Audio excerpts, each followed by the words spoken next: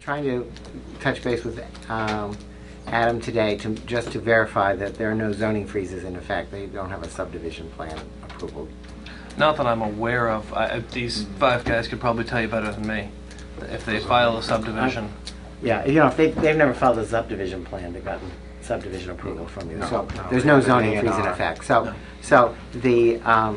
we're going to. It's our recommendation on. At least out of the box, our recommendation will be that we proceed as under the current zoning. And the important thing is that there's that landscaping provision that puts some teeth into what you can require. So that's going to be the way we're going to suggest that we proceed. So I think what we need to do right away is to send them a letter saying two things. One is that upon review of their application, it doesn't appear that they have submitted a snow storage plan, which is one of the things that you're supposed to be ruling on, and it doesn't appear to have been submitted. So we'd like them to submit a snow storage plan so that we can. This is a pretty tight parcel, and we need to make sure that their plans for snow storage don't adversely impact wetlands and don't adversely impact traffic circulation on the site. And so we need that. And they have submitted a landscaping plan, but in fairness, it was prepared before the new bylaw went into effect. Correct. So we really ought to give them an opportunity to adjust it.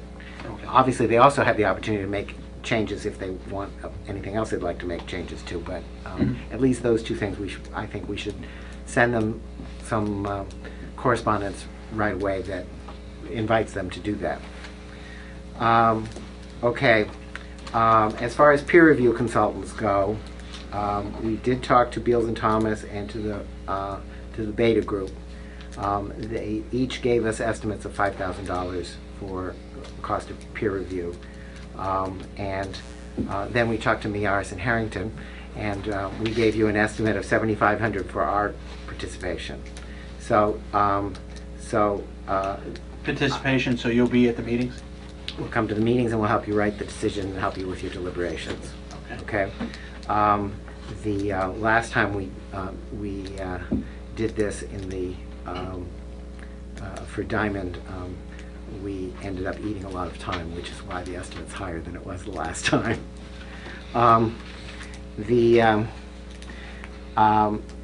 So again, that needs to be communicated to them because these are under your regulations. These are fees that they need to pay.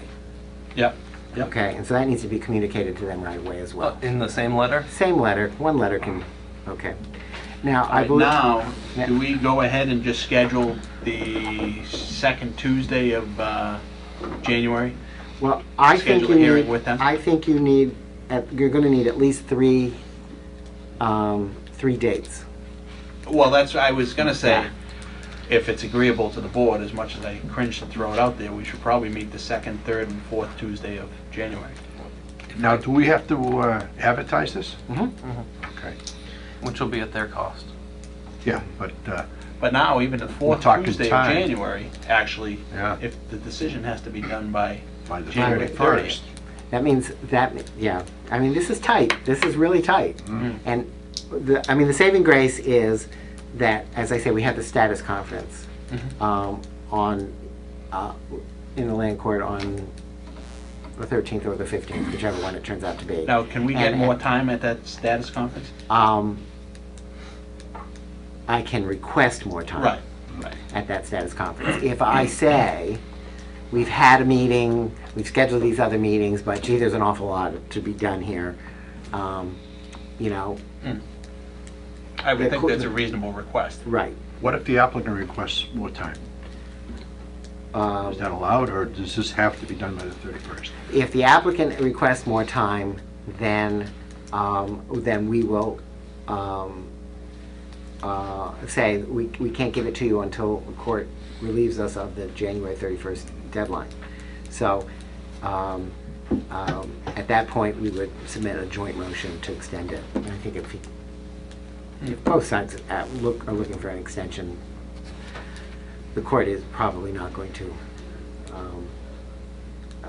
object to it. But I think what we have to do is we have at least to have to put a schedule into place that could at least potentially get us where we need to be. And so my thought is that in the first meeting, we essentially have the presentation from the applicant. In the second meeting, we have the presentation from the peer review. At some point, you've got to get your public comment in there as well. And the last one is basically for deliberation. Hopefully, we will be able to present you with a draft decision that you can use to focus your deliberation. And then, if there's whatever changes need to be done, you vote those changes. That gives us, that Tuesday is the 28th. That sounds right. There it is. I mean, does No, that 27th. sound reasonable to everybody 27th. to have 3 meetings The in January? 27th, and that gives us a couple of days to get it in. I may not be able to commit to that. We've also committed to have a special meeting for the Auburn Hills project in January. Well, that's what I was thinking. In that second meeting, we could probably put Auburn Hills after Lowe's. and- Perhaps we could even do it the first Tuesday and try and push everything up front. My question is this peer review, how quick are they going to be ready, though? I mean, they're going to listen to evidence at their first from the applicant, then they have to render, their reports after that. It's aggressive, It's I gonna have be to tight, admit. yeah. But I mean, they can review the documents that are in the file. They are already pretty familiar with the file, so in that regard. Maybe do we do that? Do we meet the Tuesday after New Year's? New Year's is on a Thursday, so the Tuesday is the Sixth. next week. Yeah. I mean, We that should. might I be mean, a better way. We got to start it rolling. Yeah. And that way we could do Auburn Hills and Well, or do you want to do Auburn Hills at a I'll be separate- honest, I'd rather do Auburn Hills like Do we the have third enough time? meeting, Do you have because the enough time second post meeting the is going to be a for the regular 6th? meeting. Yeah. I mean, not just to post it, but I mean, to get the notice, The 2 weeks? notices out, the 2 weeks, yeah. Yeah. Yes, Because yeah, you the- have no, yeah. Today's only the 16th, so. The first Okay. meeting we're going to kind of Yeah. dedicate to this. The second meeting is a normal meeting. Mm-hmm. And now if you did the third Tuesday, it'd be an off-night meeting. So You know, that's that when would you do be the a peer good review. one to have, well, Lowe's, but also Auburn Hills. And at that point, that would give, because I need some time to come up to speed on that one myself. I haven't done anything on it Mhm. lately, and it's going to take me a week to come up to speed on that Auburn Hills myself. I don't know. I mean, we could even do the peer review on an off night, too. Well, if I'm we're sure that's going to presuming take They're time. going to file the same application. What's the need for peer review? If they file the exact same plan, we've had it peer reviewed. Well, it's not Well, going to be the we- same but plan. But it's, Well, how do we know well, that? even if it is the same plan, the peer review will address things that were not addressed the last In time. the original? Yes. And section 11, the landscaping bylaw Is new. Yeah, so that's something that old peer reviewers wouldn't have looked at. Couldn't have looked at. Okay. So they're So going we to should- submit a whole new application? with all No, new- I don't think that, I don't think that it's necessary for them to submit a whole new application. I think that we can work with the existing application, as long as we tell them they need a snow storage plan, New and a landscaping new plan. landscaping plan, and they can submit anything else new that they'd like you to consider. How is this advertised then, as a modification? What are we modifying? You're not modifying No, it. it's not modifying anything. No, you It's just say, advertised as It's not new- it's not a new application then. But it is. an well, application. you don't have to call it a new application, you just say on an application for site plan approval. And you don't have to characterize it as new or not new, just an application. But we're applying new regulations to it, which were not in effect when they first filed it. That's correct. So it is a new application. Well, Even though it's an old application that they're going to revise in some fashion, perhaps. Okay. Some adventures in So field what are we application. setting as the first hearing date?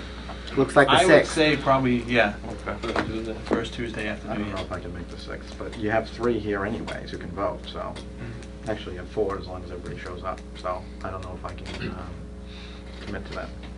Now, what I'm gonna be away happens, in January part of the time. what happens We'll- if we'll they get- don't want to move forward with just 3 Did you members? just say you're going to be away? And I'm not sure when, but I know there'll be a few days I'll be away. I'll try to work them in Travels. between. Okay. Now, what happens if there's 3 members? I'm not going anywhere in January. I don't know, No. these gentlemen, if we're gonna be at the meeting, what happens if Lowe's opts not to be here because there's not a full board? Once again, if they want to postpone That would because there's be not on a full them. bill, then what we will need to do is we will need to get the court to agree to it. Mhm. And I don't think you have any objection to taking longer, because this is a pretty aggressive schedule. So if they want to spread it out over a longer period of time, I think we can jointly go to the court and ask for an extension of time, and they'd probably give it to us. And if we think, based on what we get on the 6th, that that we're not going to be able to finish, then when we go in for the status conference, I'll so inform the judge and tell him that, and ask for some additional time. We'll address that on the 6th. That seems to be a problem. So, but I think we should go ahead and get the notices out to the butters and to the press, and we should communicate in that same letter.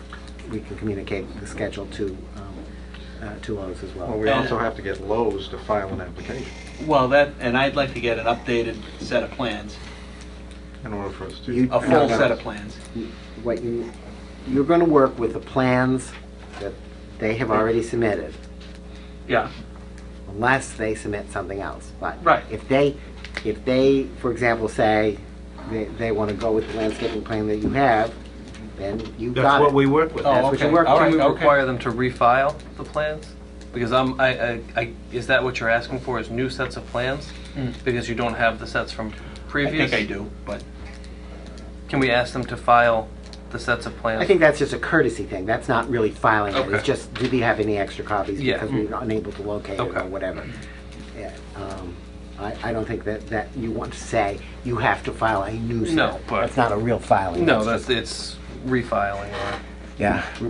submitting Submitting additional it. copies. But if they change it, Supply them that's ahead right. of time before the meeting so we have a chance to review. That's right. Correct. Okay. It's an aggressive schedule, and I share your concern about whether we can stick with it, but the judge didn't ask us how much time we needed. He just said, here it is. So we'll see how it goes. All right? Anything else? If Jim can help you, if you want to talk to Jim tomorrow about this letter, Okay. between the two of you, you can All right. you can draft the letter, but it's important to get it out right away. Yeah. All right? Anything else? There was a motion to actually have them draft a letter. Which I'll make. Second. second. All those in favor? Aye. All those opposed? It is a vote.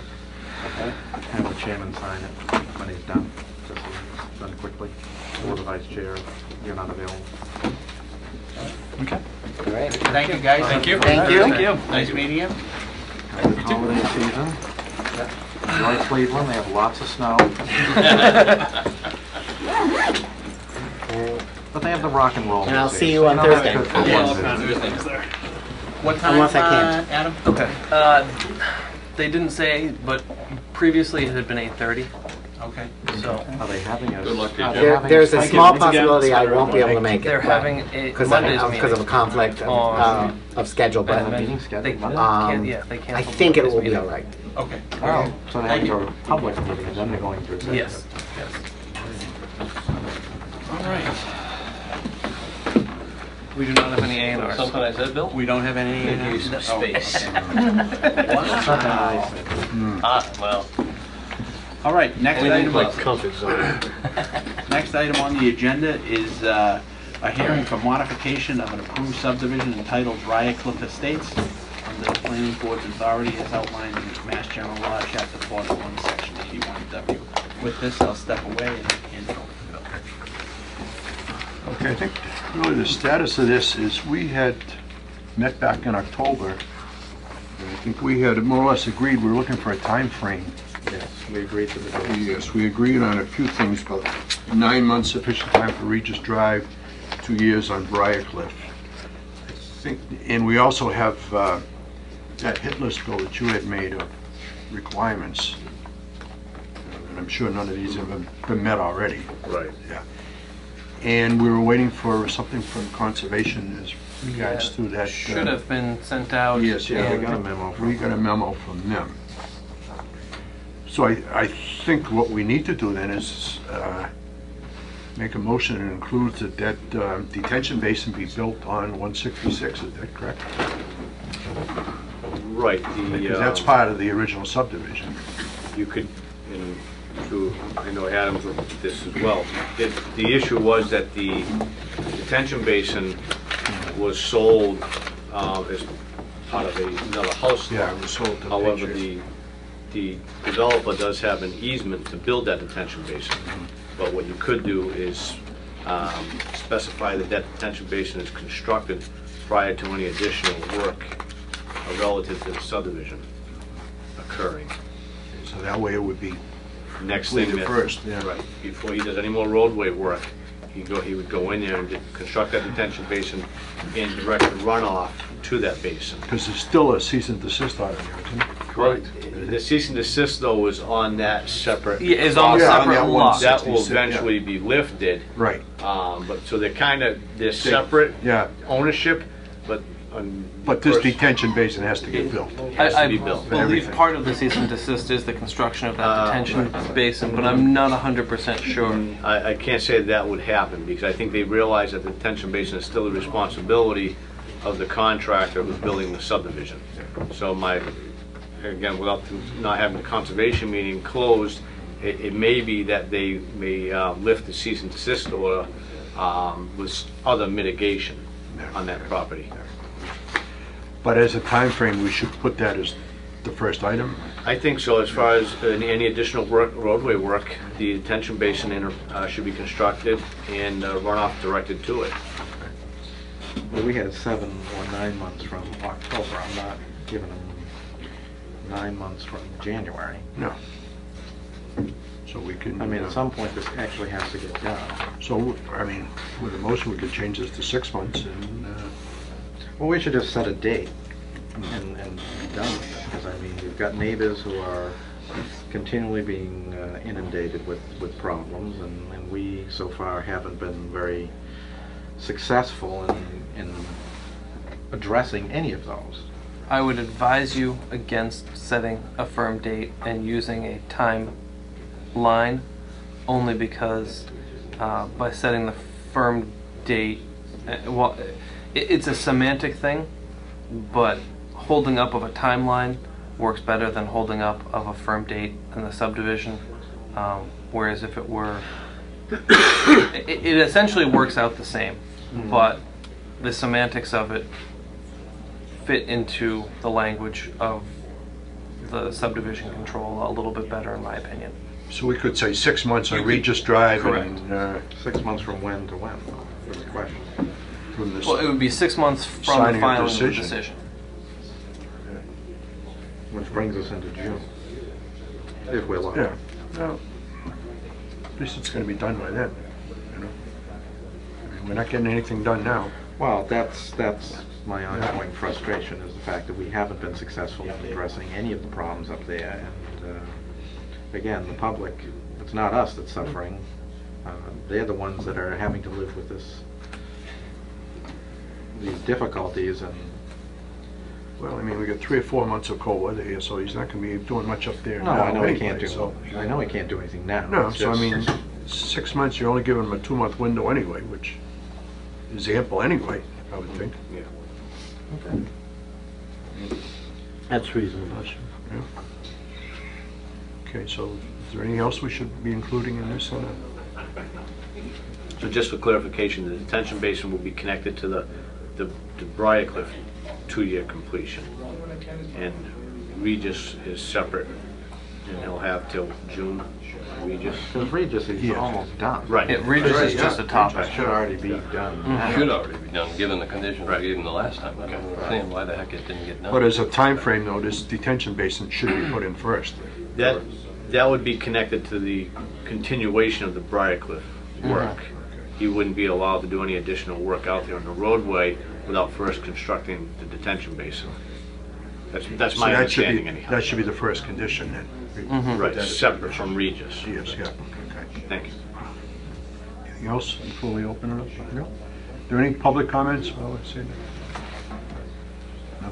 Yes, could you identify yourself for the record, please? My name's Fran Willett, and I live on 160 Bryn Mawr, right on the corner of Mhm. Bryn Mawr and Regis. Right.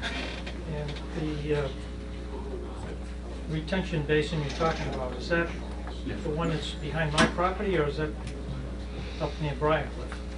It's the one behind your property, or adjacent but behind. Okay, so that would be running down where the condominium is. Yes, where they constructed a condominium.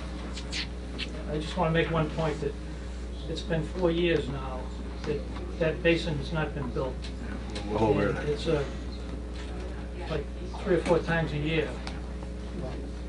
I get, my entire yard gets flooded, my basement gets flooded, and it's a real problem. That's why we're trying to hold his nose to the grindstone and get And this right done. now, they, after this storm here, the basin is, all this water that drains down off the hill, it runs down towards the Bryn Mawr, on my southern side. There's 2 catch basins there, and the drain goes into one of them, and they put hay bales and a plastic cloth fence like. And that's completely silted in. And it's been like that since Friday. You'd think they'd have a little common sense to come and clean it up. But the thing is solidly silted, and all that water now is just running into my yard. Through the chair, if I may, we did have a conservation meeting as a result of the cease and desist order when I had met Mr. Willett, and we discovered some of the things that were ongoing, and we did require them to prepare another plan. We just recently received a plan from Conan Engineering to try to address some of the concerns that Mr. Willett has with that property. So we have a separate plan to try to address some of those issues as well, which there will be another conservation meeting. You probably attend that next meeting. Well, can we at least get the catch basins cleaned? Yeah, I have to look, he has a cease and desist, so if it's on his property, we have to look to see what the extent is. If they need to be cleaned, then we'll direct them to clean Well, I them. think it's going to be more of a wetland problem if we don't have it. I have to look at it and make sure I understand what the situation is. Yes. Stan Kerbel from Pondville Court. My daughter lives on Regis. I just want to say one thing.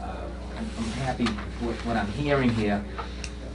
I'd like to take it a step further, because we know the developer isn't going to do anything. We've been at this 3 years and longer. He just hasn't performed.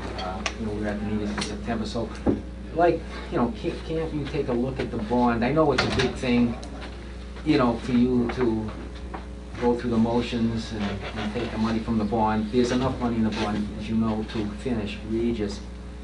And it is a big thing, but can we get it in motion? Because I just don't see him doing anything. That's the reason for this process here. We're Yeah. setting the timelines, so with these timelines in place, we can go after that bond. So this is kind of a little stepping stone to get there. Do you need any help from the residents to help you in this process? No, I think town should be able to do it, but Just keep us informed of Yeah, what's happening, yeah. what's not happening. I don't want to come off the wrong way. I don't mean no. to- No, we sympathize with you. Yes, What you I guys know. have been going through up there is just not It's just- acceptable. We've sat here and listened to the developer tell us he's going to do this and that. He's had plenty of time. So if you can hold his feet to the fire, as Adam has indicated, maybe you can't do a date, but 2 months out there, and then put the thing in motion. It's time. You have to understand though too, there's only certain things we can do and advise of, and then there's also the enforcement issue. Having all that enforced, whatever we set up as regulations or conditions, they have to be enforced by someone, and we can't control whether or not that happens. Who does the controlling? It's different. Well, the engineer might be responsible for some, the code enforcement officer might be part for some, the highway department. Can the state get involved? I don't know. Through the chair, Yeah. if there are environmental issues, the state can get involved. I think typically the code enforcement officer is the enforcing authority. Yes. For subdivision, it's technically the planning board Planning or their board. agent. in this instance, you know, the developer has been brought in, has been, you know, told he's got to do it, has had conversations, he hasn't done it, but up until this time, he's been involved. He's shown up, he's done work. Unfortunately, it's been extremely minimal, but it's been work, it's been physical evidence that he's still a controlling party and he has an interest in the subdivision. There was never a completion date set previous, so it's sort of been an open-ended approval. By putting the completion date on, that then gives us the ability at the end of that time to go and bring enforcement on the developer, specifically what you're looking for, the pulling of a bond, and the hope is that with that threat, he will then have incentive to complete the work or forfeit his bonds. May I also ask, do we have a list of what has to be done for Regis? And I Yeah. know he was Yeah. supposed to Yeah. provide... Yeah, we're going to include that in the conditions Okay. also. All right, Okay. that's good enough for me. Yep. I know you've got our best intentions, it's after 3 years. That does, yeah. Anybody else all set? Okay. Any board members have anything else before we close? I'll make a motion to close. Second. All those in favor? Aye. Opposed? There's a vote. All right, we should probably set these conditions down. They should be easy. I'll make a motion, we approve the modification of the subdivision with condition. Is there a second? Second. All those in favor? Aye. Aye. Opposed? There's a vote. Okay, conditions being? Well, the first one is, no further work is to be done on Briar Cliff until the detention basin is built to the design specifications. And this is the detention basin that's located At on the, 166. 166 Bryn We'll identify it. Yes. Yeah. Okay. Timeframes now, we're talking 6 months 6 months. completion for Regis Drive from work. the filing of the decision.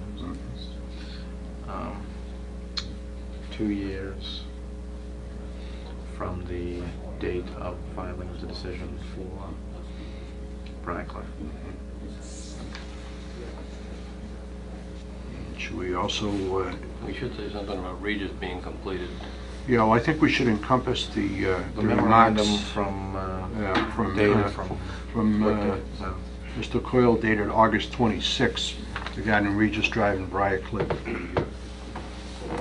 the list of issues that need to be addressed. Include those. as well as the conservation letter dated, Yes. whatever that date is. We want to October that be- October 20th. And that all other conditions that were previously attached carry over to this decision, this amended decision. Anything else?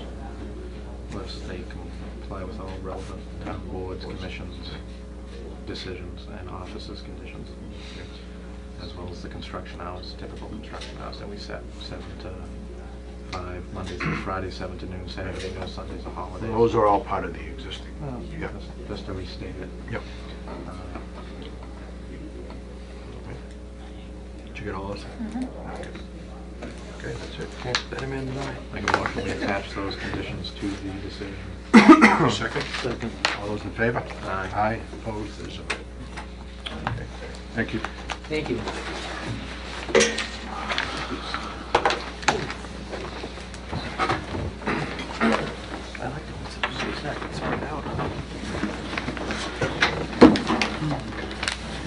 Next on the agenda. Yes, you are. I'll take the time to set up. Apologies for the delay. Oh, that's no problem. There's 5 sets there How is Madison? of the revised. Okay. I take that Was it back. more? I apologize. I didn't talk to him today. We ill? Oh, I knew he had He went to a shingles. stress test. He did? Yeah. Somebody told me he had shingles. Yeah, he has shingles. Next I thought he item had on the something Back to agenda, work? I thought he had something new. He had something every other day. an application sorry. for site plan I'm just approval asking about his for motor vehicle display lot, Here's some new 570 plans Oxford Street. that reflect, Batira. Batira, Good evening. Good evening. Oh. All right.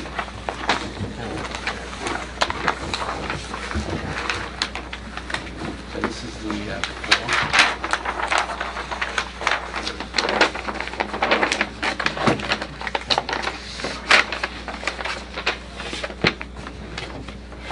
That looks better.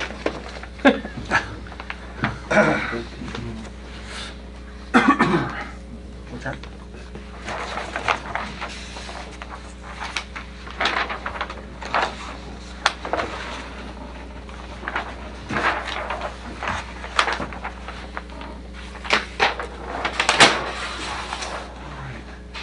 Just about flat, just a little bit of slope.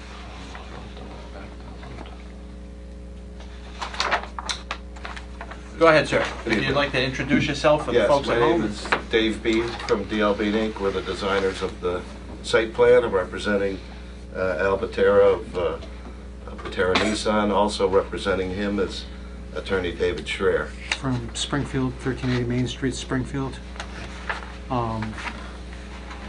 I believe that, according to Dave Bean, the new design has met the concerns of the town engineer, and of course I'm not going to put words in your mouth, but I think that Thank you. I'm told that based upon the last conversations, hopefully we've addressed all of the issues with lighting and sewer scepter and those other issues.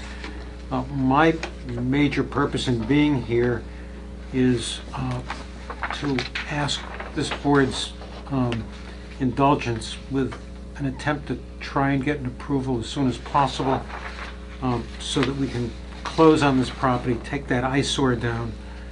And the automobile business is in difficult enough time periods right now. We really would like to be able to utilize that lot, make it attractive, and become an even better citizen of the town of Auburn. All right. In your packet passed out this evening, there is Mr. Coyle's review letter on the newest plan. Okay. Packet passed out this evening? Yeah, there should Oh, be, okay, yeah, there it is. at your seat. Can we get a copy of that as well? Yeah, I was under the impression you had a copy. This is actually a memo from the highway surveyor on the construction of the crosswalk. Okay. You want to look at those? As you recall, October 28th was our last meeting. And at the time, you're familiar with the existing site plan, the old hotel that's there. But at the time, we had two entrances into the site, one here and one at the rear of the property.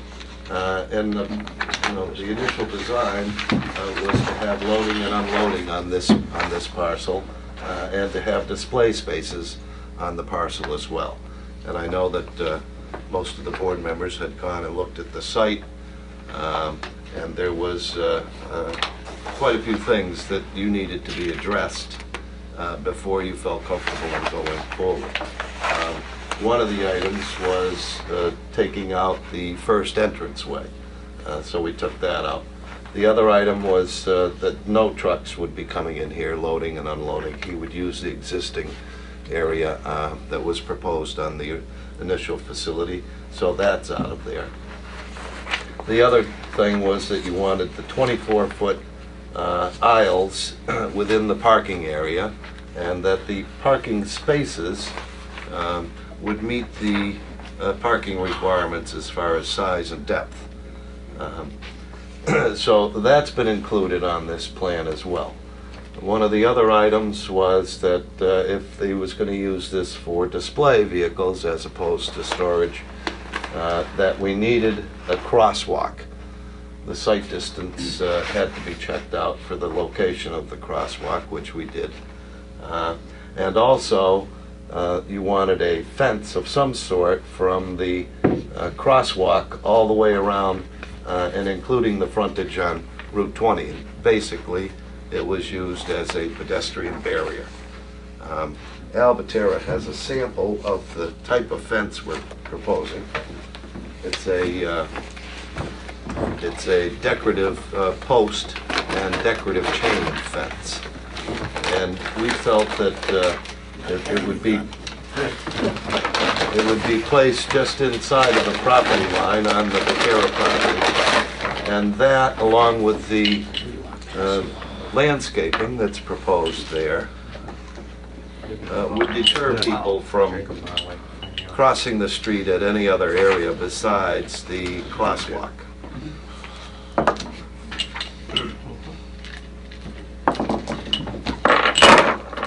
That would keep pedestrians out. Well, it's gotta be a little bit, yeah. It's a coated chain. This will be, it comes painted, and you can buy these.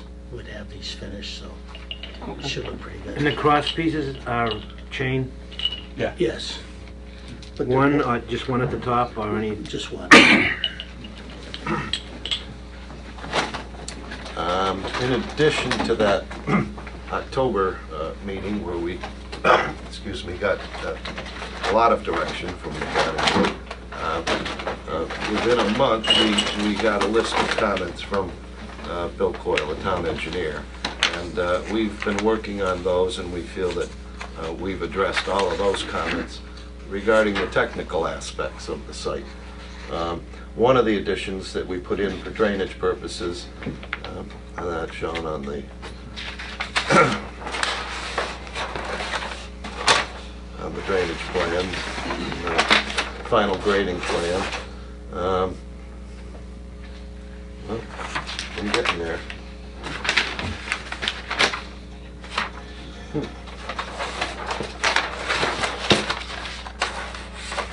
we go. This is the proposed grading and drainage. We've added here a storm scepter. Previously, we took the runoff from about this area because the site was generally impervious at this end. And we showed that less water would be coming off the site and it would eventually end up into the state system. But since then, we've added a storm scepter at this point here, and we're directing that same volume of runoff to the storm scepter. So now the rate and the volume is reduced going to the state, but the stormwater will also be the TSS removal rates, and the oil and sediment would be removed from it to a certain degree. The crosswalk that we're proposing meets the site distance criteria from this curve, and it's almost equidistant, about 250 feet from Washington Street and from the curve, so it fits in there pretty well. And we're proposing a sidewalk through this area here up to the crosswalk, and then we have to come back in order to make it handicap accessible. We needed a little more length on it, so we're going to put a sidewalk within the Batera property on this side, and then exit down into there. The warning pads are proposed at all the pavement ends. The grade, I think the maximum grade through here is about 6%. Handicap grade allows 8.3%. This is primarily, this area here is only a 2% grade. It's much flatter on this side of the street.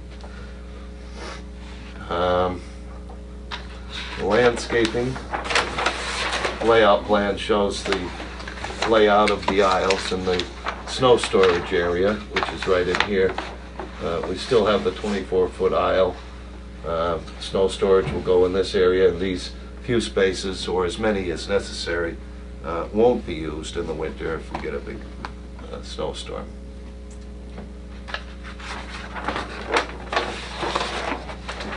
The landscaping plan is stamped when we initially submitted one months ago. It didn't have a stamp on it at the time.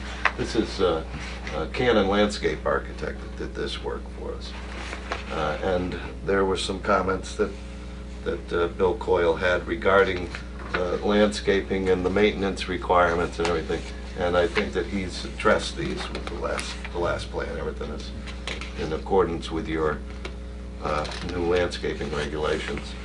which brings me to one point, is that the landscaping regulations require islands every 90 feet within the parking area. And we felt that initially that was for public parking spots, and we also felt that with the truck coming in, the maneuvering of the truck would be hampered by that. And so when we submitted our initial application in August, we had requested a waiver from that regulation. And the waiver still holds because snow removal would be hampered by the island coming in here. It's a small lot to begin with, and because it's not for public parking, the aesthetic value really has no value in the display area. I mean, there's considerable amount of landscaping around the whole site, so we requested that waiver, and we would still like the planning board to waive that portion of the landscape regulation. The only other waiver that we requested was to allow us to use a scale of 1 inch equals 20, because the site plan regulations require a scale of 1 inch equals 30. 1 inch equals 20 is much more legible because you can get more detail on it.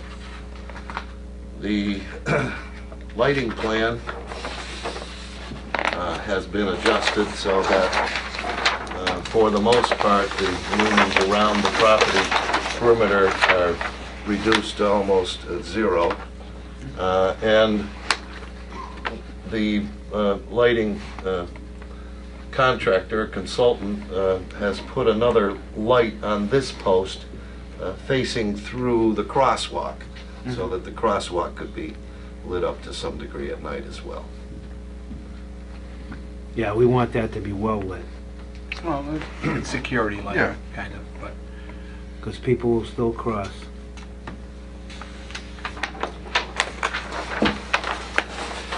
The erosion and sediment control plan hasn't changed really much, except for the interior layout and this exit, but we're proposing a siltation barrier around all of the portions of the site that might have a down gradient flow from it, and also the stone construction ramp at the end of the properties, and that's to help keep tracking of mud and sand and stuff out of the street.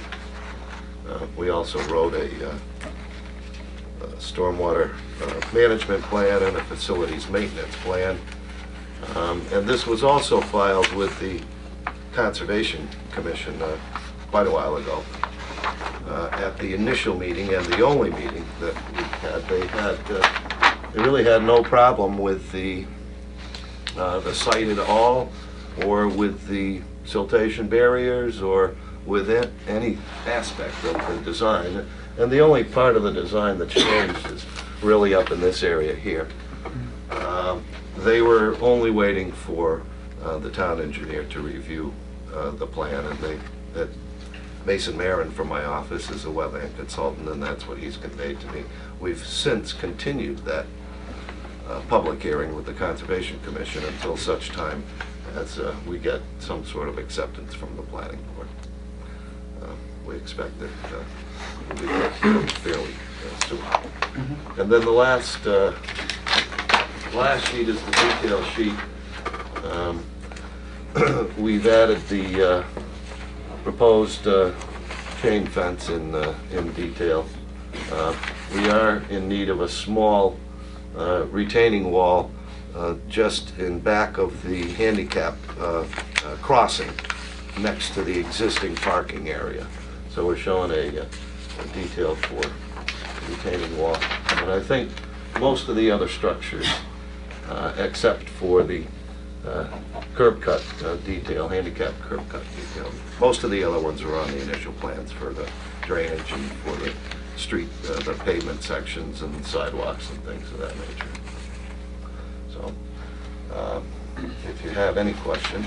What's the height of the retaining wall? It's only going to be a couple of feet, and it's just in this area. Well, if here. you get past, okay, so it's in the light grade. If you get past 4, you're going to need a building permit. How many? 4 feet.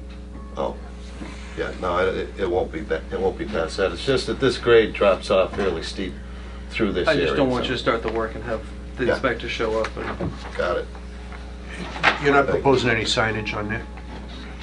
The signage is, the only signage really is for the handicap crossing. Signs at the crossing in either No either way. business signs? No business signs, no.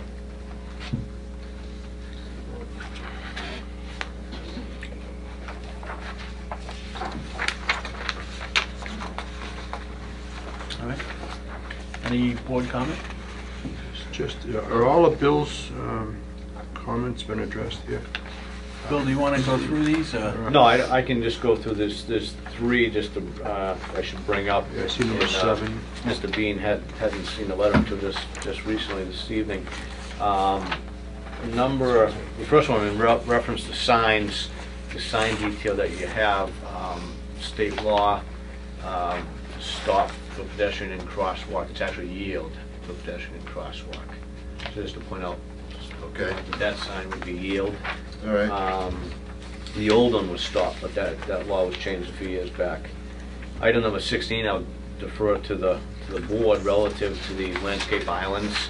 It is true that they, based on the bylaw, more than 25 parking spaces requires islands. Whether or not you want to have them consider landscaping any of the Gore area. And then the other issue was just the adequacy of the lighting at the crosswalk. I'm going to defer to the board on that one as well. He has added a light over the crosswalk, whether or not it's necessary to put one on the other side, and then also indicated that any electricity costs would be responsibility of the applicant for the street light. How big was the light you put there? It's shown on the plan. It's the same light standard that he's proposing. The way he reduced some of the lumens is to reduce the height. I think it was 25 and they're down to 20 feet now. But it's called a Greenbrier. It's a flat lens. Does 300 it flood the whole crosswalk or just light like the part under it and somewhat illuminate the other side? It's over 2. It's 5 right in this area, but it's over 2. I mean, I would have no objection to it being higher there and have something that was definitely one on each side to flood that. That seems pretty good though from the... We also want to make sure you're not blinding the drivers when they're coming up, because they're coming up. I mean, the they town is may- loaded with 50-watt flats Yeah. all over the place that seem to be adequate. Depending on the angle, we don't want them to From get the hit lighting as they're plan, it coming looks up. like it's... Diamonds will probably cover this. He has reduced the lighting significantly. I think Yeah. it's 10% of what was originally proposed in terms of the wattage, so it's a significant reduction. Is the angle of the light, though, is that going to pose a problem to drivers coming up I don't towards the believe so. intersection? Okay, that was my... It does, you can always put a shield on it. I think that crosswalk will be painted blue, will it not? Yes. So that Front will of the light? reflect some light. Well, I'm sure if it isn't adequate, you'll get it. I mean, the plan's a great improvement, actually. I think they did a great job. Yeah, looks good to It's me. almost a year we've been working on it. Not with us. Not with you Oh, people. no, all right. We From can say, its inception. I do say that about some of our projects. I do have one comment through Yeah. the chair. The landscape islands, you can condition the site plan, but the planning board can't give relief from that section because it is a zoning bylaw. You need to petition the zoning board for relief from the zoning bylaw. I think it's The pretty... planning board can say that they're not going to require it as part of their site plan, Right? but there's the site plan regulations state that landscaping plan shall be prepared in accordance with section 11 of these bylaws. And section 11 clearly states that parking lots 25 vehicles or more are required to have the interior parking, and relief from any portion of the zoning bylaws is required to be given by the zoning board of appeals. It says that in the regs? No, that's how Because it says, that's how the zoning act is written. it says the waivers I thought we on had put in section there that 11. we had waived. Yeah. Put in there The that the planning board board could may waive. modify board can waive or it. waive Yeah, any that was good. requirement of this section upon finding that due to topography, location, or other unusual conditions affecting the property, the requirements of this section would unreasonably restrict the use of the property or would be detrimental to the development of the area. Granting such modification or waiver, the board may impose conditions it deems necessary, blah, blah, blah. My understanding of the board in that instance would be the zoning board, because they are the appellate for the zoning bylaws. Well, all through the landscaping regulations, there's 5 sites that say planning board. Right. When we had it written, we had, I'm Jim with Mass Plan Committee, so I know, but we had always intended that the planning board have the authority to waive it because that had always been what I'd hopped on, was the fact that we needed flexibility. And we certainly didn't want to send them over to have to get a variance or some such other redress when it's a simple matter of the planning board. I stand corrected. And even they're near and dear to my heart, but under this circumstance, I think you guys have really gone above and beyond, and I think you have a very good plan right now. And for this use, I don't think we Yeah, really and need them. I think that with the way the site is, those islands are intended to control traffic, and Myself, it's not I have necessarily no an issue with problem this. giving a waiver for the islands or a waiver for the scale. My only question, and again, I think everything looks great. What are you doing with the unloading of the vehicles? Obviously they're not going to be here, but can you just? Are they going to be in where your original plan showed, or are you going to put them? Are you going to unload them parallel with Oxford Street? Is that down on the southeast side of the building? Our plan is to do it the way it's been done. On the original. Right. Well, it's been done not out on Oxford Street. So. We're having one problem. I don't mind telling you, and we're going to fix that. Okay. When the truck comes around, that front island just sticks out just a little too much, and these trucks are so low. They're having trouble with the trucks getting around it. If we take, I'm talking about the island to the right of the showroom, keep the island there, but just make it a whisker smaller. Well, make it rounded so the truck can get around it. Okay. We don't think we'll have any problem. Because you were offloading on like the southeast side?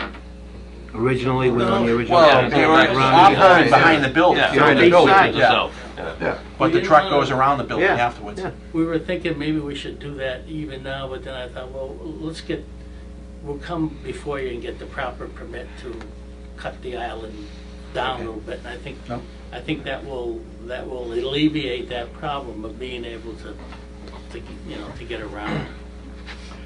So, Bill, other than the landscaping and things like that, you're all set with everything? I'm happy with it. Yeah. Lastly, comment number 34 you missed.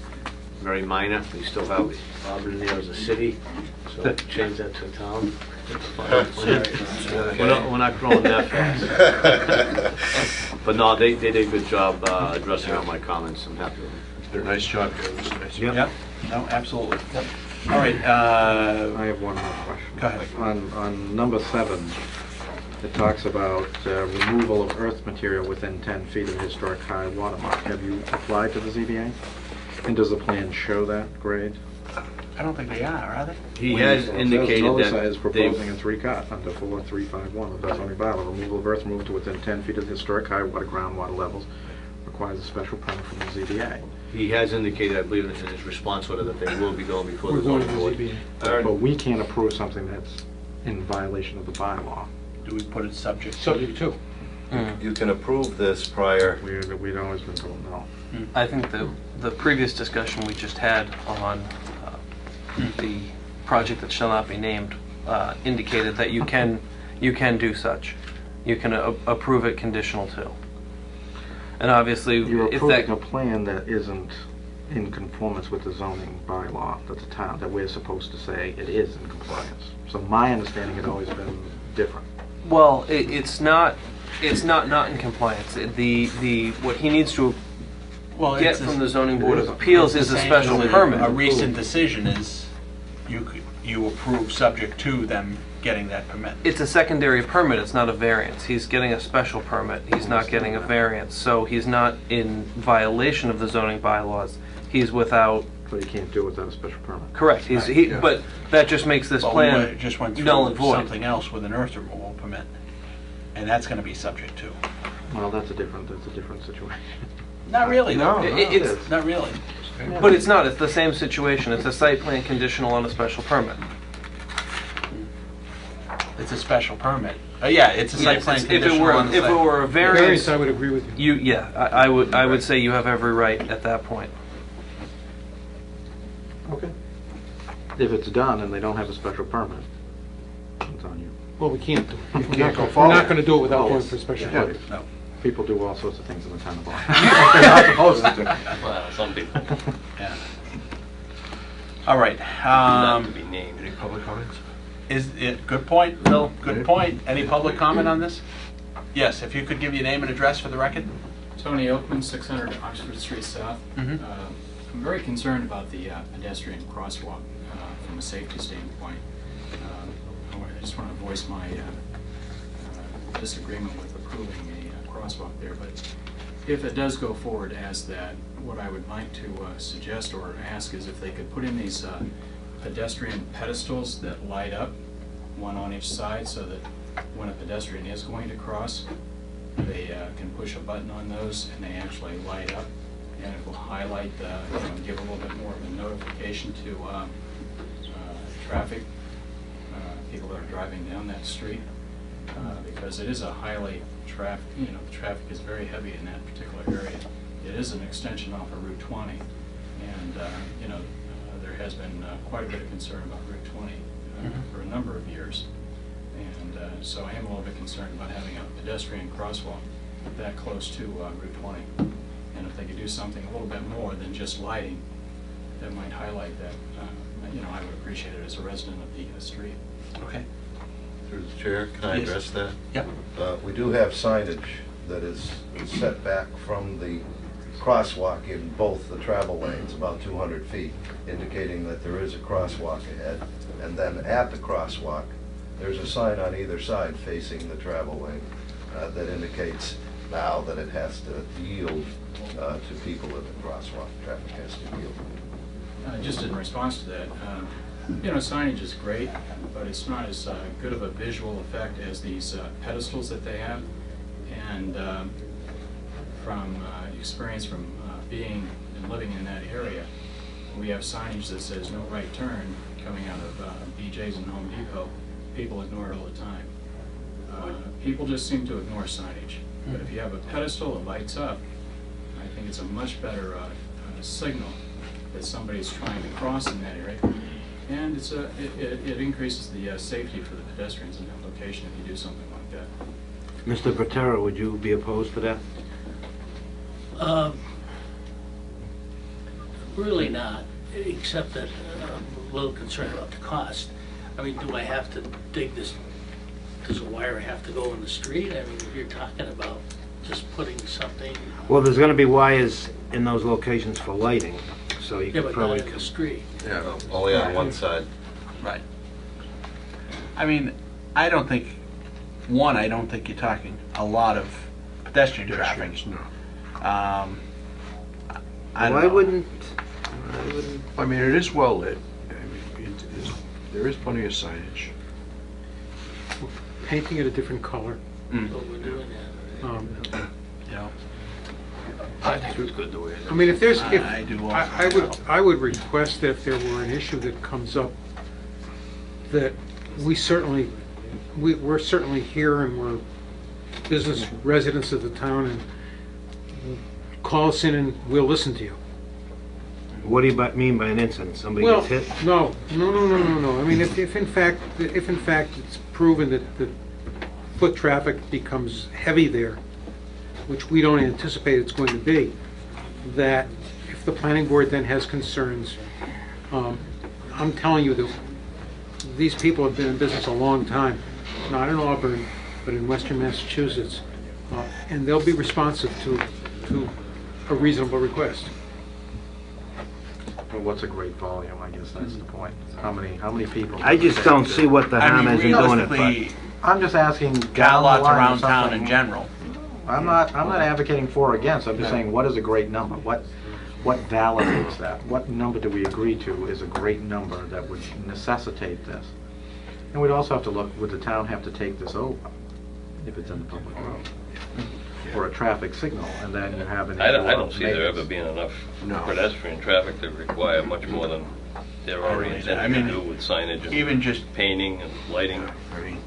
general volume of car lots in general around town hasn't been great, and this isn't like Herb Chambers crossing Route 20 down below. I'm not advocating you know. for or against, I'm just Yeah. saying, what would be a great number? What number would be large enough to merit it? How many people are we talking about crossing that particular roadway that the board would say, okay, this is something Just that the we have fact to that the vote cars on. are whipping in off 20 and they're also whipping when they come up around that Well, corner. they got over 200 feet to go. Yeah. Well, the suggestion is if a great number were crossing, they would be amenable to do something. So I'm just asking in general, what would a great number be that everybody could agree to, that would say this merits it? Who would monitor that, though? That's pretty... Well, Nobody's gonna monitor it. that's part of the other process that I'm getting at is, you can say a great number. Well, what is a great number? How many people?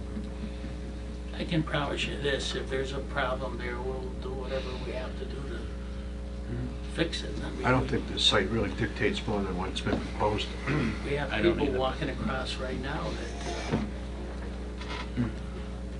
you've got a good site both ways. I'm not against making it safer. Mr. Page, I got if you could two give your questions. full name and address for the record. Ernie Page, 90 Oklahoma Road, Auburn, Mass. Two questions. One, are they going to be responsible to clear off these sidewalks, or is the town going to be? They're on their property. Yeah. They're on their property. On their properties? Yes. I didn't know you All guys right. did that. Well, if they're on your property, we're not. And the thing is, I was going to see if there was a way we could condition that they wouldn't anyway, because you don't have the money or manpower in this town to do it. We're gonna clean the sidewalks. I made sure they were on their property. Okay, good.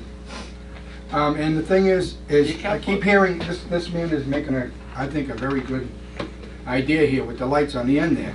You know, this guy here just said, and this is what I hear all the time, and I'll tell you the honest truth, as a resident of town, I'm sick of hearing it. If there's a problem, we'll fix it. Well, we don't want the problem. Let's fix it before we have the problem. That's what we need to do. The safety of people walking across that street, we're gonna make sure, I don't care if it's 1, 2, 20, 50, you gotta take care of the people in this town, the residents, people out of town that come to buy cars. I mean, you got people coming down South Oxford Street that come from all different car lots in town that drive the back roads down there, come around that corner. And I'm not saying that it's them, but there's other car lots in this that use that road too. I plow over there. I seen it. I've had times where cars went flying by me with a big, huge plow truck. And I mean, I agree with this gentleman here that we got to make sure we take care of it. I don't want to see a problem after something happens before we fix it. Thank you. All right. Mr. Patera. I'll put up the 2 lights. So, through, I would ask the town to maybe put the wire under the through road. the chair, my concern would be that, what I was gonna suggest is that during the day, we have adequate stopping sight distance for, it's actually 35 miles per hour. So unless someone's doing 40, which if they're coming around that corner of Route 20 doing 40, they're gonna be on 2 wheels. You couldn't do 40 around that corner if you wanted to. No, you couldn't. You'd be in this parking lot. My concern is more at night. So if we could put a condition in there that after construction, the planning board review the site to ensure adequacy for street lighting, because there is the ability to put an additional street light. Why don't we do, because if it lacks one thing, I would say you have a light on one side, which is certainly adequate. It's a question whether you put a light on the other side, on your car lot side, which you could probably come off of your existing lights in the car lot and put a light there. So now you have a light on each side, so that should light up that crosswalk pretty well. I agree, because at the nighttime I'm more concerned with. I think I'd rather go with a second full-size light. Right. Because using a pedestal, I'm not sure what the gentleman was referring to, but we would have to make sure whatever we did was in conformance with manual uniform traffic control devices. And that pedestal that you're referring to, absent a pedestrian signal, we don't want to use something that's not approved by the feds, and then we buy into liability because it gives someone a false sense of security. They press this button, we're now safe. So, and again, I'm not sure what he's referring to, because I'm not sure, I haven't seen those individual pedestals versus a pedestrian signal. So I think the lighting is more my concern. All right. Yes, sir. These pedestals, they are a standard, a safety standard that's used throughout the state of Massachusetts. And if you go to Amherst College, UMass, Amherst, you'll actually see these pedestals in Amherst proper. And they stand about 3 feet, and they are an approved standard for pedestrian crosswalks. And But now they're not in the road. No, they're not in the road. They're off the street, and they're more right by the sidewalk. And the person presses them, but they're used. Now what happens when they press them up? Light up. The pedestal itself lights up and blinks, and they stand about 3 feet tall. And they're literally right on the curb. How do you get both of them to light up? If they're on the curb, it's going to hamper snow plowing. Right. Well, not really on the curb, but they're set back from the curb a little bit. We certainly look at them. That's what. Then you get damage, who's responsible for it? Well, I mean, you got places like McDonald's on Auburn Street that have a crosswalk, but they don't have any kind of special lighting. They, they have a ton more traffic than we're going to ever see in this site, and I don't see that we've ever had a problem down there. And I just don't think this site warrants having anything more than is already proposed here. I really don't. If they put in a second light, I think that's actually I mean, at that overdoing point, it. in the dark, you'd have plenty of light there. Absolutely. You're talking about another light on the existing pole. I don't know where the existing. Yeah, We can do that. that's no problem. So you have one on one side of the street, one on the car lot side of the street. The proposed lamp Yeah. has the additional lamp, and that's on the proposed side. Yes. He has another lamp on the existing side. Oh, he does? That's within 20 feet of the crosswalk that he could put A second another lamp on that? fixture Oh, okay. Yes. Okay. All right. Very good. Do we want police to take a look at it, make sure they're satisfied with the lighting? I mean, As an added, if as an Bill's added- satisfied as the engineer, I mean, Highway surveyor has yeah. looked at it. I think through the chair, in terms of precautions, we have signage at the crosswalk, we have advanced warning signs of the crosswalk, adequate lighting, adequate stopping sight distance. It's what you would typically look at from an engineering perspective. Again, my biggest concern is at night. I think we've taken sufficient precautions.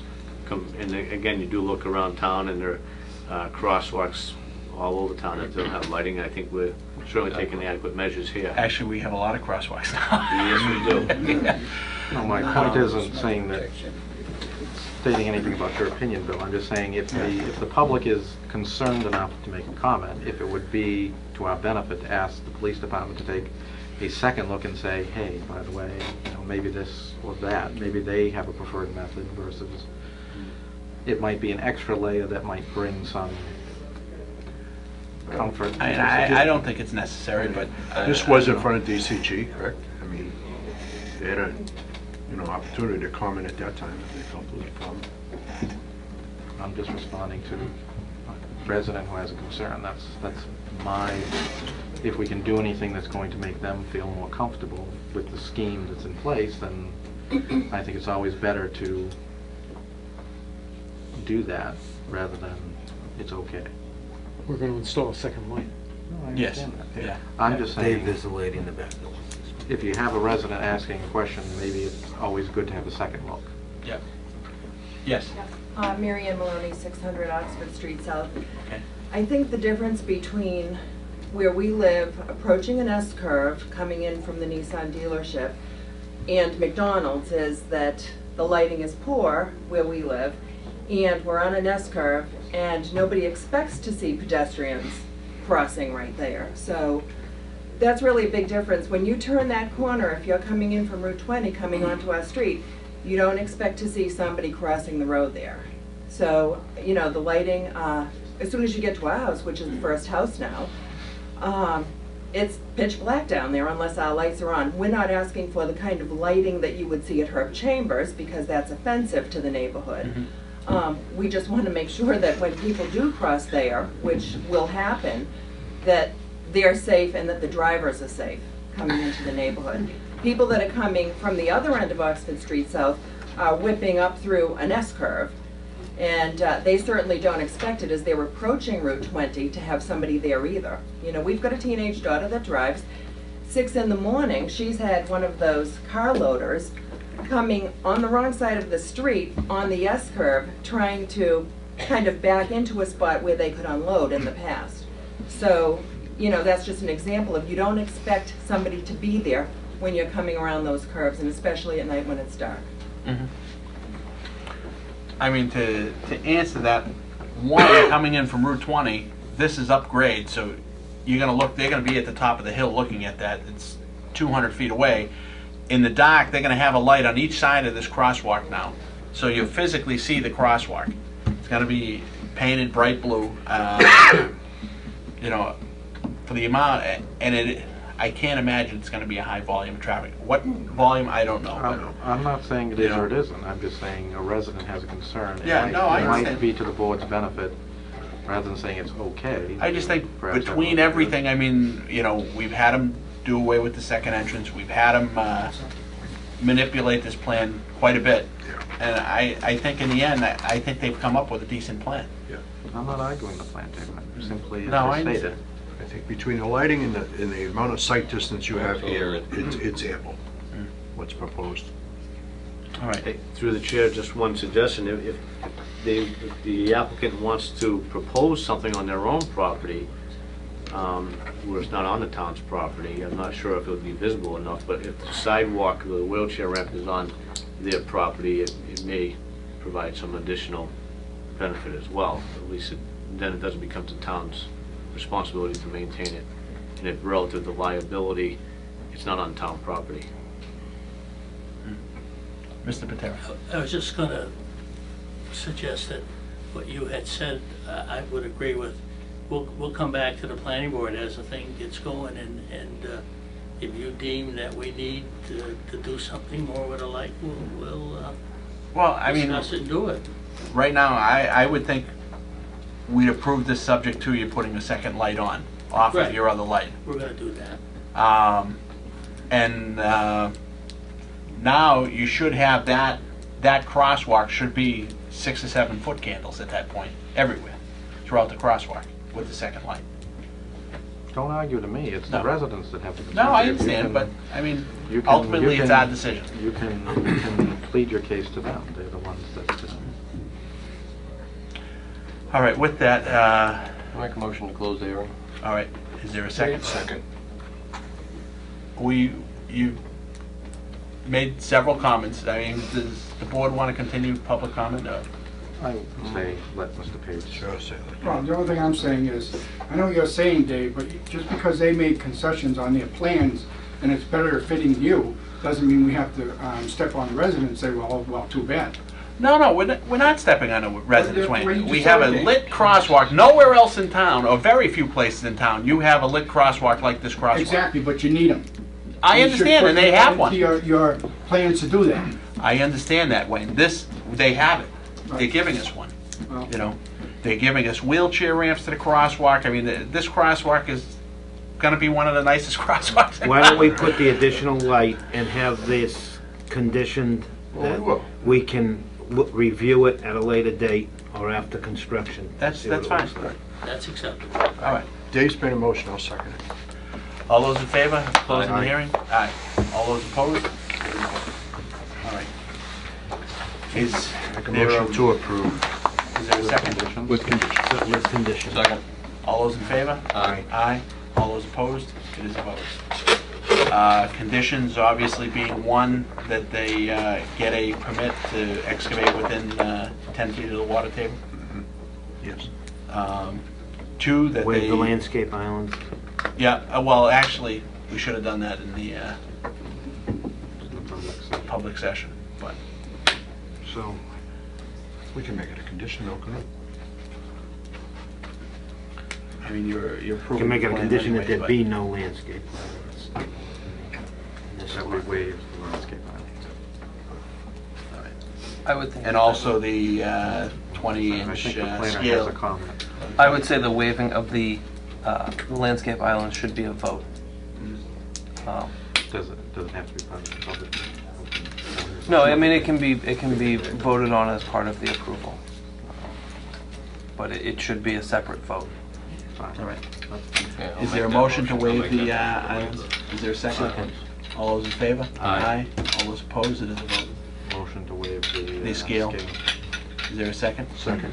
All those in favor? Aye. All those opposed, it is a vote. All right, is another condition to put the second light Second on, The east side. is it the east side? Mhm. Okay. Yes. Of the parking lot, of the crosswalk. And with the lighting of the crosswalk to be reviewed. 6 months after installation? 3 Yes. months. You want 3 months? Yep. All right. What else? Did this plan have to be updated? To show the light fixture. Right, so submit a new plan showing the light fixture. Yes. And I'll get is it there- to, I'll get a copy to you, Bill. Yeah, there was a few other minor things on there. And maybe condition to take care of all Mr.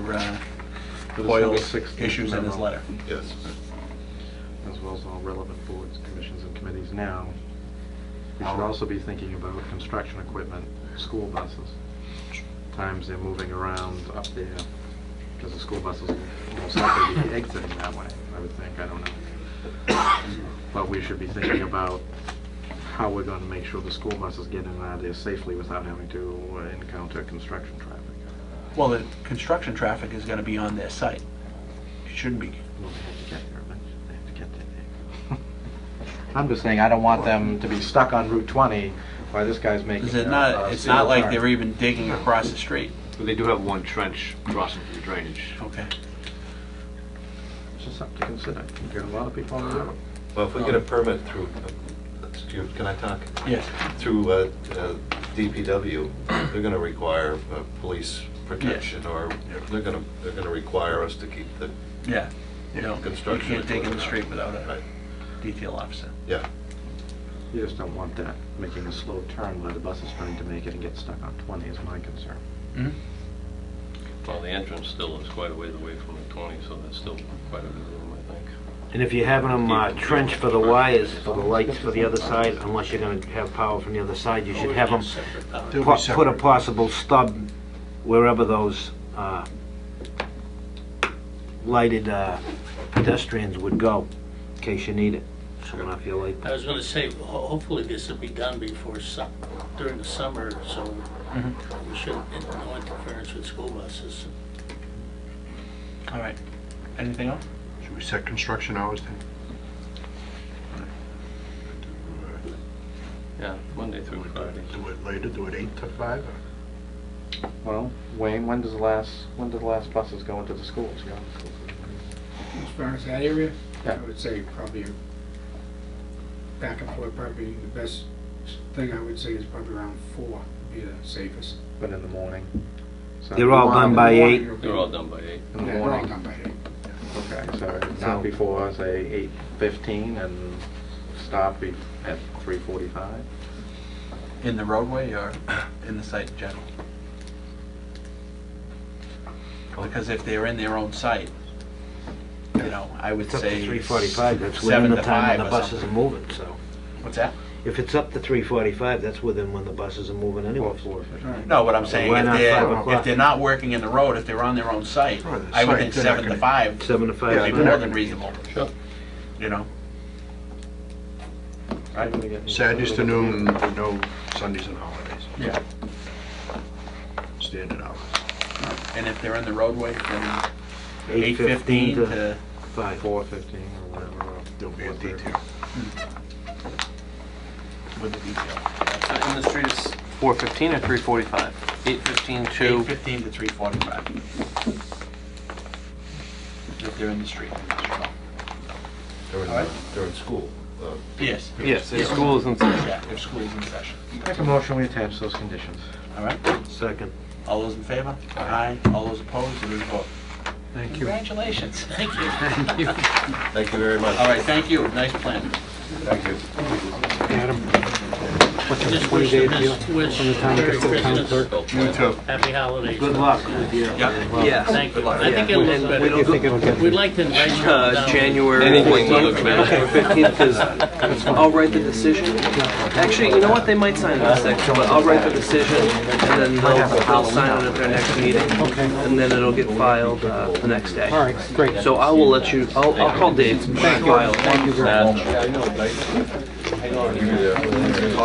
Have a nice holiday, everybody. You too. Thank you.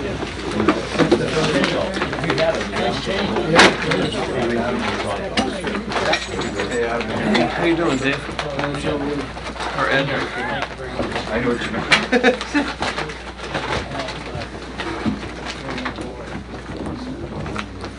All right. Next item on the agenda. There are two items that go with this in your packet from this evening. There's a letter from Bob McKee and a waiver request from Chris Keenan at Quinn. And they should be in the packet that was at your seat when you sat down. Gotta get better. Better at what? Getting that stuff ahead of time. Well, when I get it on Friday or on Tuesday morning. I got home at 10 o'clock last night. This was on the rain. You left your I'm plan looking at plans at 10 o'clock at night. No, It's not just me. no, I need the material so that I can make a decision so I don't spend 6 months doing it. All right, next item on the agenda is a 7:20 hearing for application of Oxford Realty Trust for a definitive subdivision plan. There are large sets if anybody wants to look at them for Actually, I was very... this purpose. Is that for all of us? Is that There's just... 3 of them here. Okay. So if anybody would like a large set, this is the same as the smaller set. Yeah, but they're different than the original items. Correct. This is the same as the... The little miniature set, yeah. Okay. Actually, I was looking at this this weekend.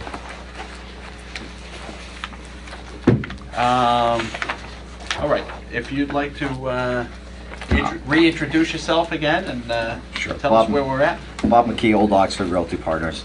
We met in late August. There was a number of items that were requested to track down and address. Briefly, they were the issue on lady slippers that was raised at the meeting. That's been addressed, and that's in your ring binder.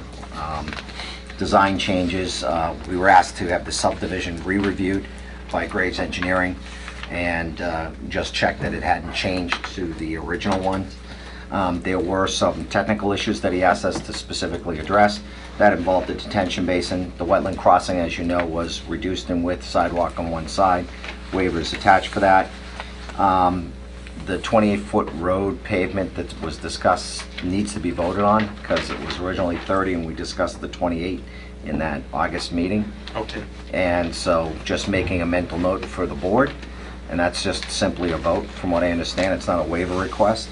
And then our plan submission was in profiles 1H equals 8 versus 4. So that the 2 waivers are included. Then we were asked on the traffic side, specifically as it related to Albert Street and to Ashworth Drive, there were some issues about ownership. We attacked that and addressed it. Albert was public, accepted public in 1973 for 920 feet. We confirmed that it was... Which is the whole thing? The whole thing. Okay. The whole thing. And we confirmed that, and I've also provided that for you in your book. And we were asked to speak to the Ashworth abutters. We did. We obtained comments from them as well as letters from them of support of the improvements that have been proposed, and that's also contained here. So that's been addressed. The corner section where we're going to do the improvements to Albert and Blaker Street, we have negotiated a P&S with the landholder to acquire that radii under the original mitigation agreement for those funds, and that was discussed with Mr. Burney and Mr. Coyle. They said no problem. That's negotiated, is in here, including a $1,000 deposit that was sent to her attorney, waiting for counter signatures back. She's ready to go. Design issues. There were a number of design issues that you asked us to address, and specifically there were a number of recommendations in and above the original mitigation, and that included a right-in and right-out at Albert Street and Route 20 at Mr. Coyle's request. He said if we're not going to have a traffic light for some period of time, I want to defer traffic right in, right out, so that they're just not going to try and come out and cross. That design's been submitted but not approved, as I understand at this point, but it has been submitted. Stop signs and speed signs apparently were originally discussed. I didn't know about them. They've been added. And an always stop has been proposed at Rochdale and West Street.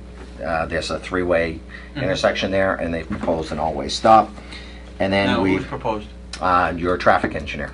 Okay, from VHB. It makes sense. Yeah, just to create the gaps for the people turning left on West Street. They want to make it an always stop. As I think that came as part of Auburn Hills also. Right. My first thoughts were I was a little baffled why they would want to do that, but after they explained it, it does make sense. When people are coming up Rochdale Street, you don't know you can turn because they don't put their right directional on until it's last minute. Right. And so they constantly sit there. So by making it always stop, they know they have to stop so that they can turn left. The only thing that's left at that intersection, I think, because you guys really haven't addressed that intersection, I don't believe. We had, when we spoke to the technical review, there was a proposal to try to acquire an easement from the landholder. Auburn Hills is also, I guess, trying to acquire that same easement from the individual. We obviously supplanted that easement requirement with the always stop. And that's what we've done. So we'll do the always stop and he'll deal with the easement. Why, have you talked to Auburn Hills about that? No, it was being handled independently of us. Okay. So they asked us to install 3 stop signs and 3 stop lines, and we didn't have a problem with it. Well, I guess part of well, there's a couple things I think as a board we need to look at. Is one, if one project doesn't go and the other one does go. 2 is I'm trying to think of the design where Cullen was working for both you guys, but I think there was a final design. Was there a right turn lane or something? Well, Lloyd Bristol from Cullen, and speaking with him, and I did meet with him to go over Auburn Hills, and as you said, he's the consultant on both of these projects to some extent, was looking at rounding from Rochdale Street to West so that would become the primary movement. They were having some issues with dealing, I guess, with the property owner, but my impression was that Auburn Hills was pursuing the geometric improvements to do that in the future. And the solution, or the interim solution, would be the 3-way stop. I agree with, I think where you're going with this. Ideally, rounding that radius and making that the primary move would be the preferred route. I'm not sure if that's still an option here, or if that has been kind of deferred over to Auburn Hills now. Now, I guess one other thing should be considered is more a time frame of each project. If this was approved, what would be your time frame as far as build out goes? Just to, because this seems to be the one area of overlap between the projects. Yeah, basically we've started road construction and done some of the improvements on Ashworth Drive in the city of Oxford, and we're trying to secure this approval as well, and we've drafted the mitigation. So the timing on that particular item, I think, is outlined in that mitigation, and I can't recall what exactly was said.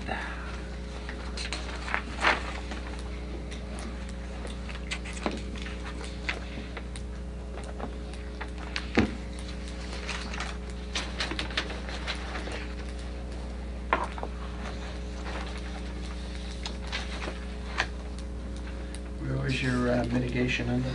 Last chapter. Oh, yeah.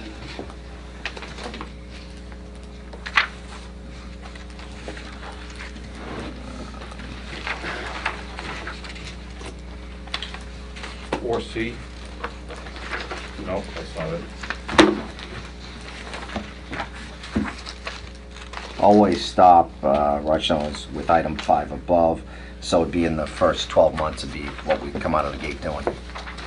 So it's gonna be done with the Ashworth Drive, or you guys call it Ashworth Street.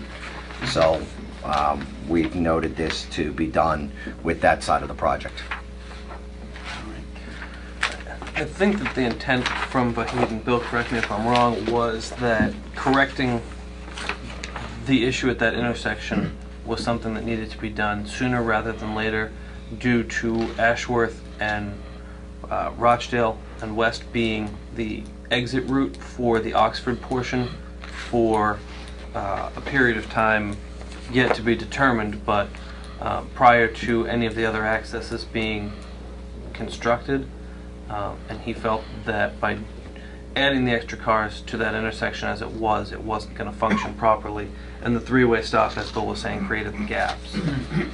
So that's why it's up at the front of the project.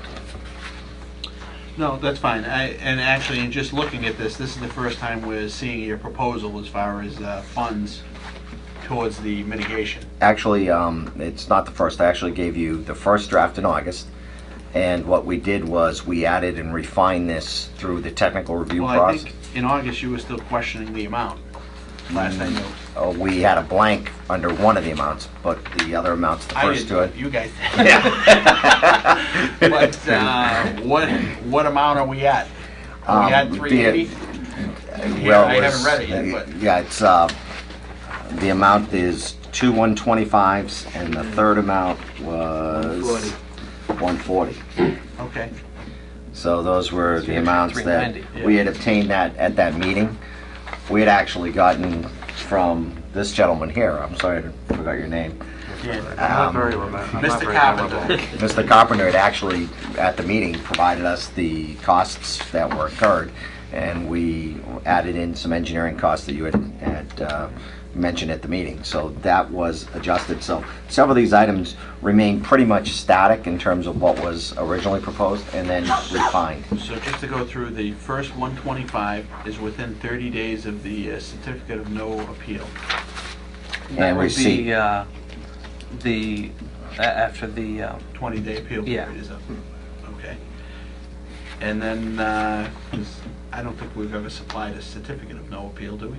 That's what it's called when the town clerk signs the plan. Town clerk did the no appeal. All right, and then the developer will provide to the town of Auburn $125,000 upon the 12-month anniversary of the initial 125. Yes. And then 140 prior to the 6th building permit in Auburn. How about the 6th in Oxford? I don't have it. I'm trying to make it work. And then there's a one-time $20,000 fee for the catch basins. For the detention ponds. Yeah, that's a turnover. Mr. Coyle had brought it up during the technical review process, and I guess the town has implemented a long-term maintenance plan where developer contributes for that maintenance.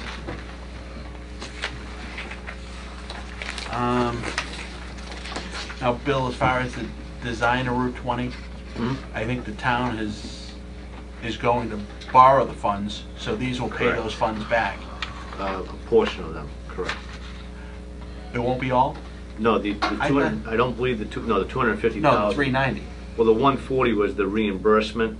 Am I reading that correctly, for the work that was done on Rochdale Street? Right, but that was all part of the... Right, that total amount would cover it, yes. Okay. I believe it's 365 or 380. Okay. So yeah, the 140 was the reimbursement, but in reality, Rochdale Street was already done, so that could go towards the complete engineering of Route 20. Correct. How that money gets transferred. Because that estimate, if I remember right, was 380 or 390? It's in that ballpark, yeah, maybe 365. Okay, all right. How do we ensure the money gets directed that way? The final line of the item allows us to use the money for the design of 1220. So he's actually accounting for that use as part of the mitigation agreement. I'm talking about us. Oh well, that's something we have to figure out internally. Well, I think that's something should have already decided internally if we're gonna borrow money to pay for something. Well, I believe the town meeting had already agreed to borrow the money for the design of Route 20. Correct. So it's considered borrowed. I This think is that's the way to been- pay it back. That's correct. We wanna make sure it gets paid back. That's my point. Oh, if you need language clarification in here, feel free. I had only written it this way for the purposes of refreshing our memory back to the original MOU, as you'll recall. And then there were just two other items. There was some additional radii improvement on Rochdale and Ashworth. And of course, what I just described with the purchase and sale agreement, the radii improvement to, again, try to force the traffic onto Albert Street and address some of your concerns. One of the things you brought up was the traffic island and preventing people from going up Maple and Tinker Street. Yes. You know, if Is there any new insight from you Well, guys on that? It's not insight from me. I actually asked your consultant, and the answer I got was, and then Bill was there, and I guess these things are raised islands, and if a car goes over it, they're not going to be too happy about it. They're going to get hurt pretty bad. Whereas I've seen some pretty amazing things on raised islands. Yeah. I mean, we went through hell with CBS. But if you- with 3 different scenarios. But if you put a blockade on top of it, then your emergency vehicles can't drive right. over it to provide the service that you want to provide. So we're kind of, you know, stuck that there may be people doing it, but we're going to do everything we can to design it in such a way that they're incentivized to turn right. So that was the question you brought up. Oxford had requested that during the period of time before the open access is provided through, that a breakaway gate be provided at the town line for shared emergency access. Say this one more time, I'm sorry. Oxford was at the technical review meetings, Yeah. the town planner and engineer, and what he had requested was, as we construct, but before it's open to public use, that a breakaway gate be provided at town line for purposes of shared emergency access. Okay, so that's been something that's been written up. Swing gate with a Knox box or something like that. Okay. And then the only other thing that came up with the meeting that Bill was pretty intimately involved in is the timing of the opening of the public access, such that his goal would be to time that with your light construction. Yes. Yeah. Okay, and that's where the traffic island for Albert and 20 came up. And so we are trying to make this timed out that it's 185 permits or a period of 4 years. And if we end up and that traffic light is not quite constructed yet, we're putting in an island so that we're forcing people right in and right out. And that was sort of where we did our design. Oh, physically down at Route 20. Yeah. Right. At the Albert intersection, there would be a delta island forcing them to go right if the signal is not in place at year 4 or the 180th building permit. We don't want that connection to come through if the signal's not in place. And if it's not in place, then we want other mitigation, which would be the island. So it'd be right in, right out only. He doesn't want someone crossing 20 Right. at all, if at all possible. So that Well, design. I mean, it seems like the islands have been a feeble attempt up and down Route 20. People who are going to ignore them and go around it, you're always going to get those people. But it's something at least to try to mitigate the left turners. And it would obviously need Mass Highway approval as well. Actually, I'd like to hear from Vahid as far as the traffic flow of this subdivision versus the Oxford end. You know, we're just getting this tonight to look through. I know I talked to the applicant just out in the hallway during part of it, but there's a bunch of different scenarios as far as the traffic counts and things. But I was kind of hoping to have Vahid here. I know I guess he's looked at this. He has.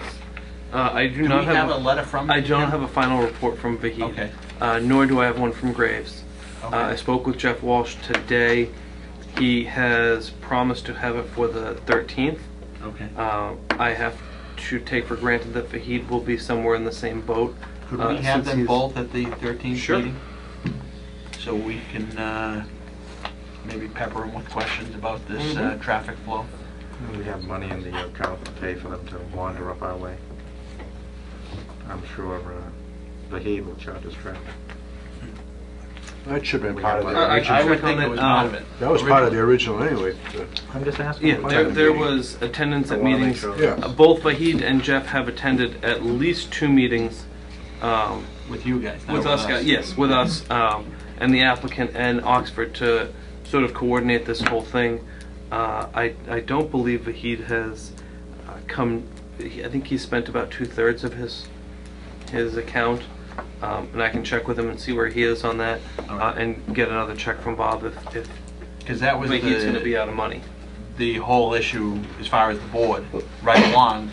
We had never seen an analysis of the traffic study with this fourth road, third road. We had actually provided that to Vahid as you requested. Right, but we haven't heard from Vahid. That's right. Explain it to us. The only thing, and that's why I put 95% on subdivision and traffic review. Right. The only thing we hadn't got back from them is a summary from them saying, you know, we've checked the mitigation and checked the designs and we're all good with, all we've done is obviously meet with them, collect their information and do what they've asked us to do from a design perspective.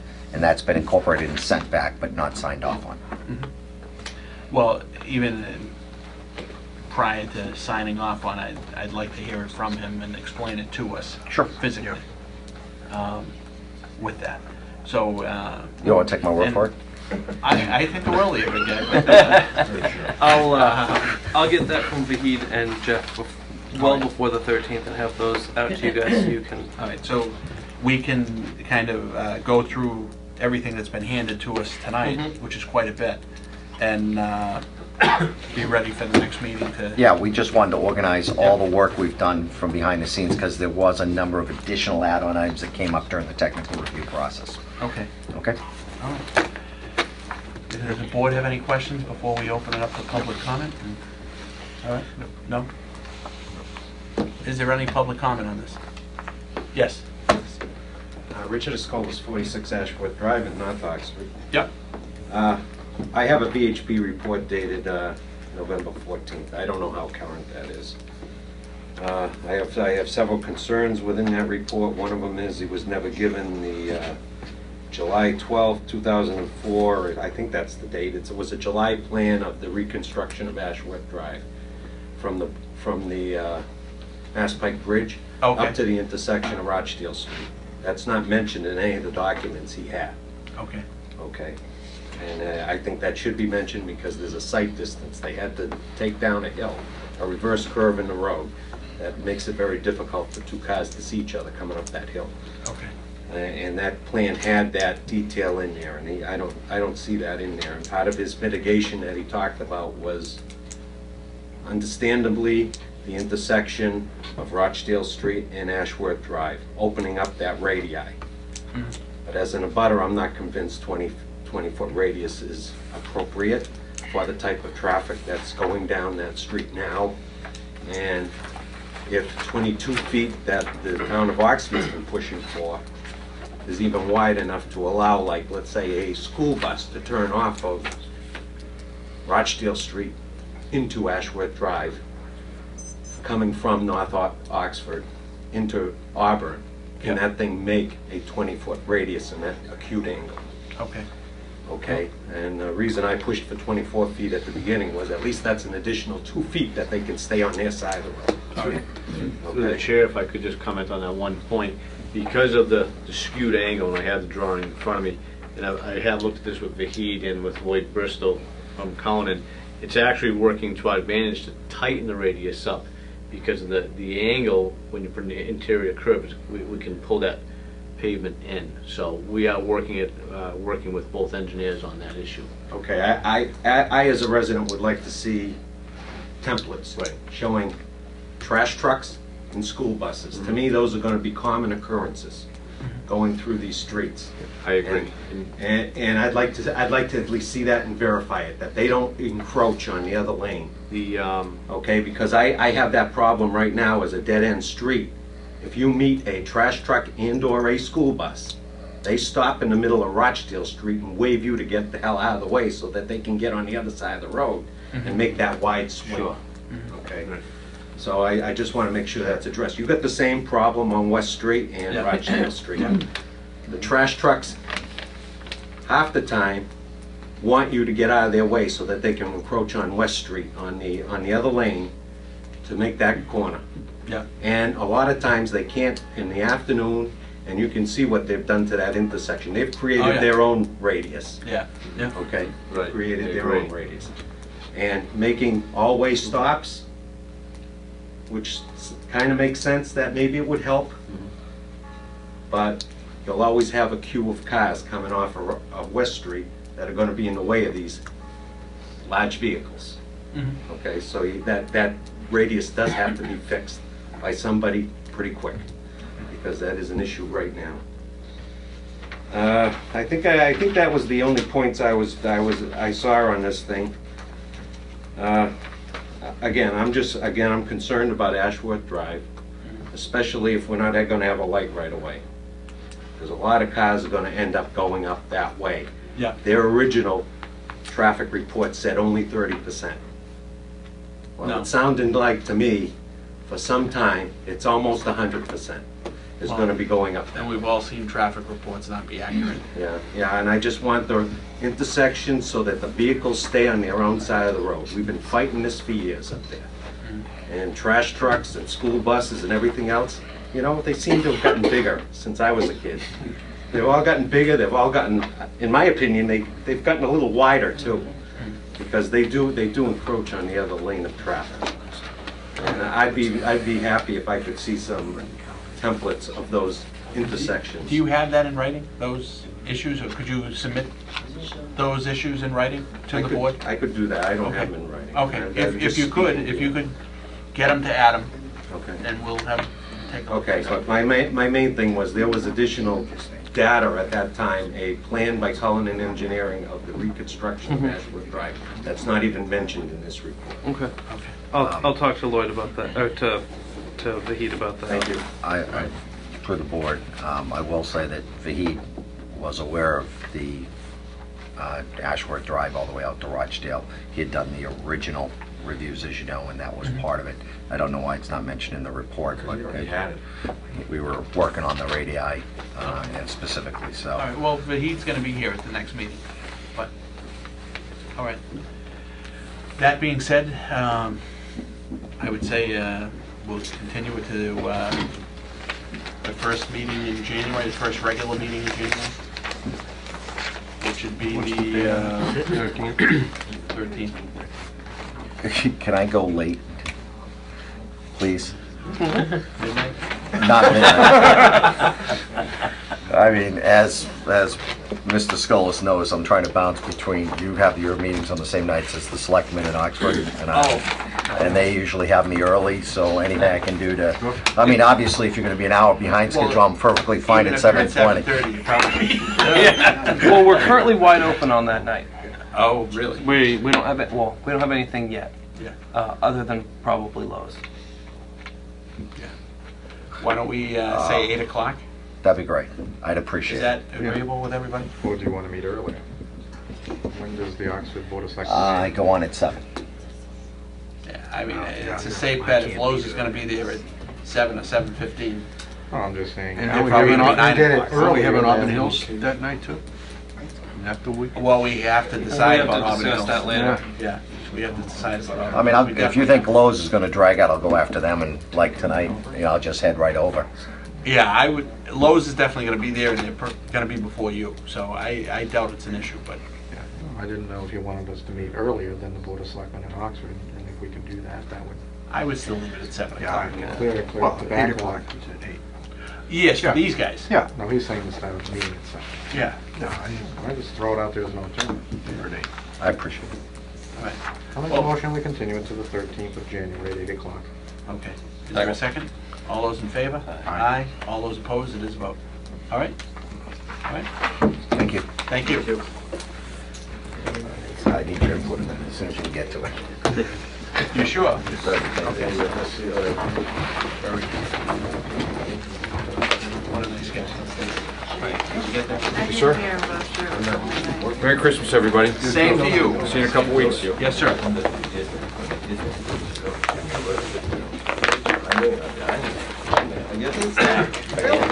Again. Good for you.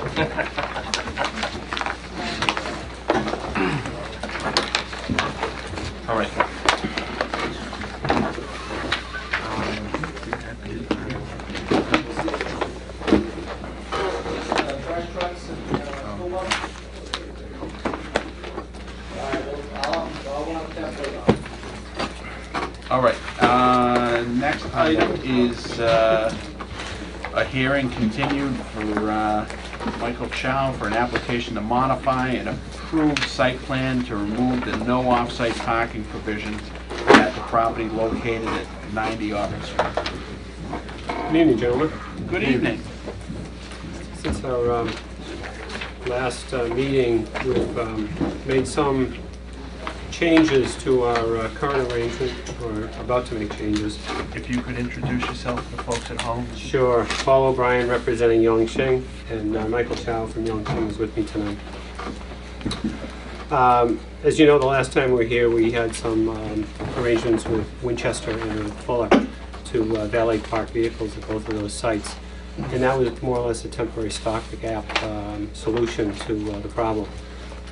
Since then, Mr. Chow has been in discussions with the mall in order to get a more structured arrangement and actually increase the capacity a little bit to make sure he's got plenty of room so anybody who comes in. And they sent me a lease today. I have not had an opportunity to review it in any great detail, but the deal has been struck for 71 spots over there on a long-term basis. We are looking further into permanent, as in adjacent parking or nearby parking, to really solve this problem in a permanent way. We aren't at the point where we have anything to set before you, but Mr. Chow remains motivated to explore those avenues as best he can and do anything that would be advantageous. It's just that nothing has really percolated to the point where we can set it in front of you at this time. Really what we would like to do is, I know our application said to remove the language entirely. I think we have previously discussed amending it to indicate no on-street parking on Welsh Avenue. I'd be amenable to either one. And again, we will continue to work on a different type of solution, but those things take time. We have explored one that does not appear feasible, but we were looking into other opportunities, and we have at least one that we think will work and be within Mr. Chow's control, so he doesn't have to depend on third parties. But again, I really don't want to go into any greater detail than that at this point. Questions? I guess my concern would be I'd rather ultimately find a permanent solution. And with that, I'd rather not give, adjust the language of no off-site parking, other than maybe on a temporary basis for a period of time for the applicant to come back to the board with a more permanent solution. You follow me? I do. Okay. I don't know how other board members feel about that. I feel so. You know, if we did a 3 or 6 month, allowance of off-site parking as a temporary thing till they can come up with a firm solution. I don't have a problem with that, but I think 6 months isn't particularly realistic because of all the things they're going to have to go through to get approvals, and construction really can't even start for probably four months anyway. At least we should hopefully have a feel of where he's going by then. No, I understand that. And maybe keep, if nothing else, a little pressure on to get something going. Get something permanent. You know. Are we going to waive required parking? No. On other parcels? Because I mean, he's parking on third parties. They have requirements for parking. Are we now the board that waives parking? I know we are in the regional mall district, so maybe we could do something with 71. My position is the same. The selectmen have addressed the what the intent was. I see no reason to inject ourselves into any greater detail into this particular thing. Well, when he's ready, have him come back. Still a lot of unresolved issues on this. I agree there's a lot of unresolved issues, and giving him 6 months isn't going to change the fact that he's going to need to come back if he's building a brand new parking lot somewhere. Last time I checked, we give site plan around here. And that would be required, wouldn't it? So what are we I think we're assuming liability that the town shouldn't be assuming. We're approving something that isn't allowed in the bylaw, first of all. Isn't permitted. So under what authority are we even permitting it? No, I would say leave the agreement as it is, basically. To look at it in another 6 months or something. But with the, I guess, I don't know, yeah, I don't know. Yeah, don't change it at all till he comes back with a firm solution. Even though the intent was satisfied by an action of the Board of Selectmen, it's in the traffic rules of the town, it's being followed as far as I understand it. So what is it that we're exactly trying to protect? If he comes in with a permanent solution, a year from now, 10 years from now, he's going to have to come before this board. So you're not losing anything by removing the condition, because the situation has been addressed. What the intent of that was has been addressed. And you've all said you have no problem with him parking cars wherever he can, just as long as they're safely getting... I have a problem long-term. I guess I don't have a problem short-term until a more permanent solution is found. On top of that, you've got businesses that are currently conducting business that are required to do things, are required to have certain parking. Are we going to go to those businesses and say, you have 10 spaces full that you can rent to this person, and then if he's renting it, does that kick in the other regulations of the town? You're injecting yourself into something that you're crossing so many different boundaries, and you're not even really looking at what the bylaw says and what authority you have to even do this. Last time I checked, the ZBA gives relief for parking except for in regional mall. Let's leave it the way it is, and when they come back, when they have something permanent to talk to us about, they'll have to come back. I agree. Because they've met the intent of what we put into the original decision. With that, I guess I'm just debating as far as how that affects Mr. O'Brien's request. But well, where exactly are we? Because there's been what exactly? I guess is the we're board leaning proposing towards at this leaving point? the existing conditions as they Yeah, I are. think so, because I think Dan's right. I mean, we're injecting ourselves into something that we don't have authority to, and so far what we had for a decision, they've already met the intent of that decision, and as long as he's got an agreement with other people to be able to park, I'm okay with that.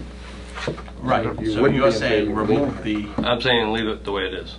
But then you're saying that he can't do what he's doing. Correct. Because you're If you leave it the way it In other is, words, you're you're saying preventing you us can't from do getting it. to the solution that we have now by leaving the condition there. If you were to change it to no on-street parking on Walsh Avenue, you're not prohibiting us from solving the problem. No, I see what you're saying. Which makes no sense. You're putting us because in a it's already catch-22 by saying we're not going to take it out or modify it.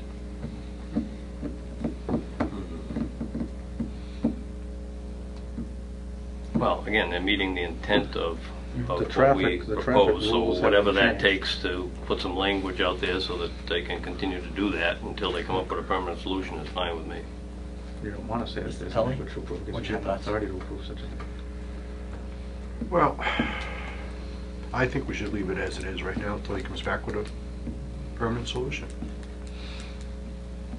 I mean, if you're negotiating with a, to have an alternative lot, that's a possibility. But the intent wasn't off-site parking, it was on-street parking, which has been satisfied. And you really can't Besides, yeah. prevent him from having off-site parking, because you have no authority. No, you don't. The building inspector can say, hey, by the way, you can't do that because it's not allowed, such and such. Or he may come back and say it is allowed under whatever guise he may find. But this board has no authority to say you can park over there or you can park over here. We don't have that authority. We've approved a plan that meets the zoning criteria.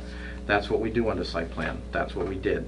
We have nothing to do with overflow parking beyond our control. So that's why we should leave it as it is. Fine. You didn't care about off-site parking. You cared about on-street parking, which is done. Select board took care of that. So there's no point to the condition.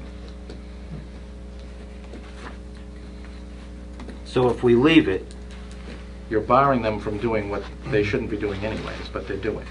And you have no problem with them doing it. You're also barring us from doing what we, what really alleviates the situation, which is making sure that cars aren't out on the street.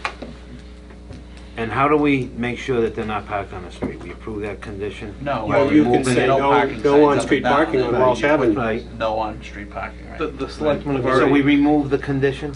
Change the condition. Change it. Because the whole intent there was to protect the Walsh Avenue residents from people parking up and down on the street. Say that. And then we're both happy. Whatever it takes Well, to do that. I'm not done till I hear from the residents yet. If you could give your name and address? Charlotte Rasha, 20 Walsh Ave. Yes. Again, the whole thing's confusing, but again, I'm back to the original. The original intent, not the intent of the last meeting. The original intent 2 years ago was basically to have this restaurant on the street only if, and by word of them, was he could operate out of the parking he had on the premises. That was clearly discussed here. It was clearly agreed upon. That's why the conditions were put there, just to protect the issue. Here we are, a year later, after big problems, and we're all trying to scramble on trying to find a way to make it okay for him to do what he shouldn't be doing in the first place. It was agreed upon not to do it. That was the whole agreement of putting this place there. And I know we've discussed all the other issues and blah blah blah, but you know what? If the school wanted the tennis courts over at the old restaurant, the school should have, or the town should have provided parking for him. But what they did instead is they clearly thought they justified him in a different way. That's fine. That was complete. So now the card is back on his table. And it's his responsibility to do what he told you and us he was going to do. Now you're getting into, where are you going to put him? You're going to spread him around the whole town in 3 different places? This is ridiculous. You remove the conditions so that he can valet park and make leases with other businesses. He's going to be all over the place. Now, not only do you have a traffic issue on our street, you've got it all over the place. Where are these people going to go? Are they going to walk? Are they going to continue to have valet and tie up traffic all throughout the town? This is crazy. It's a business. It should be where it belongs, in one place and one place only. And we shouldn't be having this discussion. And no, the issue isn't really to keep them off of Walsh Ave, because if you provide and approve parking someplace else for 71 cars, that traffic is coming onto our street. We've clearly discussed the issue that we have no room on our street for the kind of traffic that's coming around that corner right now. The kids are coming, the after-school programs, they're coming from school in bunches of 10 walking down the street. They're in the street. There's no sidewalks. We've had that issue. No sidewalks. We can't have sidewalks. I can't walk my dog anymore down the side of the street without literally being pushed over because we have traffic now we never used to have. If you allow increased parking, which is going to happen down the road, as you remove the conditions and say, okay, now we're going to change our minds. That's what this board is for. And it was set in stone then. Why are we changing it? I don't understand that. That was our argument. His business couldn't handle the parking lot that was there. Everybody said nope, and it went through. Now, I expect everybody else to say, okay, no, this is what we said, this is where we stand. Everything else aside, feeling bad or whatever happened, you know, what would you do to me? What would you do for me? And if you go above and beyond to make right by him, who's going to go above and beyond to make right by me afterwards? It's a vicious cycle. And that's how I see it. The traffic, last meeting, building inspector was supposed to go down and really try to see if there was a way to widen just the edge of the road when you come onto Walsh Ave. Okay, I'm hearing from everybody that they think the problems... The town engineer, sorry. I'm hearing that the people are thinking that the problems are alleviated and it's not that bad. It is. Look at the police records. I've called myself. No parking. Okay. School bus last week. I was on the phone with Kyle Westerman. Kyle Westerman had to call the police department. I called twice. Eileen Peachy called twice. And Kyle Westerman had to call. And they finally came down about a half hour later, tagged it, didn't tow it, just put a ticket and left. They left. It was parked as you're coming out of the restaurant to leave Walsh Ave. It was parked right there as you come out. So now you've got all the traffic coming out of the restaurant, can't see. So they have to come around the bus. Cars coming this way. They can't see the cars coming this way onto Walsh Ave. It was disastrous. 2 weeks before that, again, I called Kyle Westerman, UPS truck on the opposite side of the road, parked dead smack in front of the no parking signs. Two no parking signs. Went right into the restaurant, was in there for a good half hour, 45 minutes. I had several phone calls to the police department. Nobody even came that time. So no, the problem's not resolved. Winter's coming, so when you guys say temporary, let's get them back here in 4 to 6 months, what happens over the winter? Like, when do we get to come in and address the issues of the winter? Because it's coming. It's gonna be big. We've got snow coming. We've got no room right now on the road for the traffic of 2 cars going both ways, as much as we have. As soon as the plows hit the street and the snow gets there, I'm really curious to see, you know, what do we do? Do we wait 4 months to come and say to you, this is crazy? New Year's Eve, come on down. I pray that you come on down New Year's Eve, because New Year's Eve, everybody knows, Southbridge Street completely backed up. What's Walsh Ave going to be like on New Year's Eve? I'm really curious to see what's going to happen. We're not going to be able to get out or in. So, you know, how much is temporary? I don't know. I don't know. I think it's crazy that we're even discussing these options. It's ridiculous. All right. You know? And what about the same security and safety issues over at the mall? Wherever you put them is going to be the same type of thing. You've got people drinking. You've got people now walking. It's safety issues for everybody. And more traffic issues. Our street can't handle it. Make our street so it can handle it, it'd be better. But you've got kids. You've got a youth center. You know, there's safety and traffic issues here. All right. Have you taken a look at that? Yes. Arlene Peachy on 27 Walsh Ave. Now, yes, we do have the no parking signs, which does alleviate some of these problems. But now what we're getting is the people on bad nights don't want to walk from across the street. They are parking on the street with their hazard lights on, thinking, oh, this is okay now. I have my hazard lights on. We call the police. They don't show, or they show a half hour later. By then, people have been, you know, they're gone. Police just not doing their job either by coming. We did it for ticket and tow. They aren't coming. You know, we've called, she calls, I call. 2 and 3 times a week, right? And it's just not, it's not right, because it's not stopping the problem at all. It's getting worse because of they're waiting in line now for the valet, which is good, but it's still blocking the road when they're trying to get in and out. And, yeah, we're still beside ourselves. And on bad nights, they're still turning around in driveways all night long. My dog's barking half the night because I have people turning in my driveway. It turns out it's fine. They don't turn around the driveways much, but it's bad, they will not. They do, all the time. So I don't know, like she said, why are we even discussing this? Why? It's just that things are not being handled the way they should be because of the way things are. So that's All right. Any other public comment? Yes, sir, in the back. No, I just want to make a comment about the Name and address for the record. Common Road. There you go.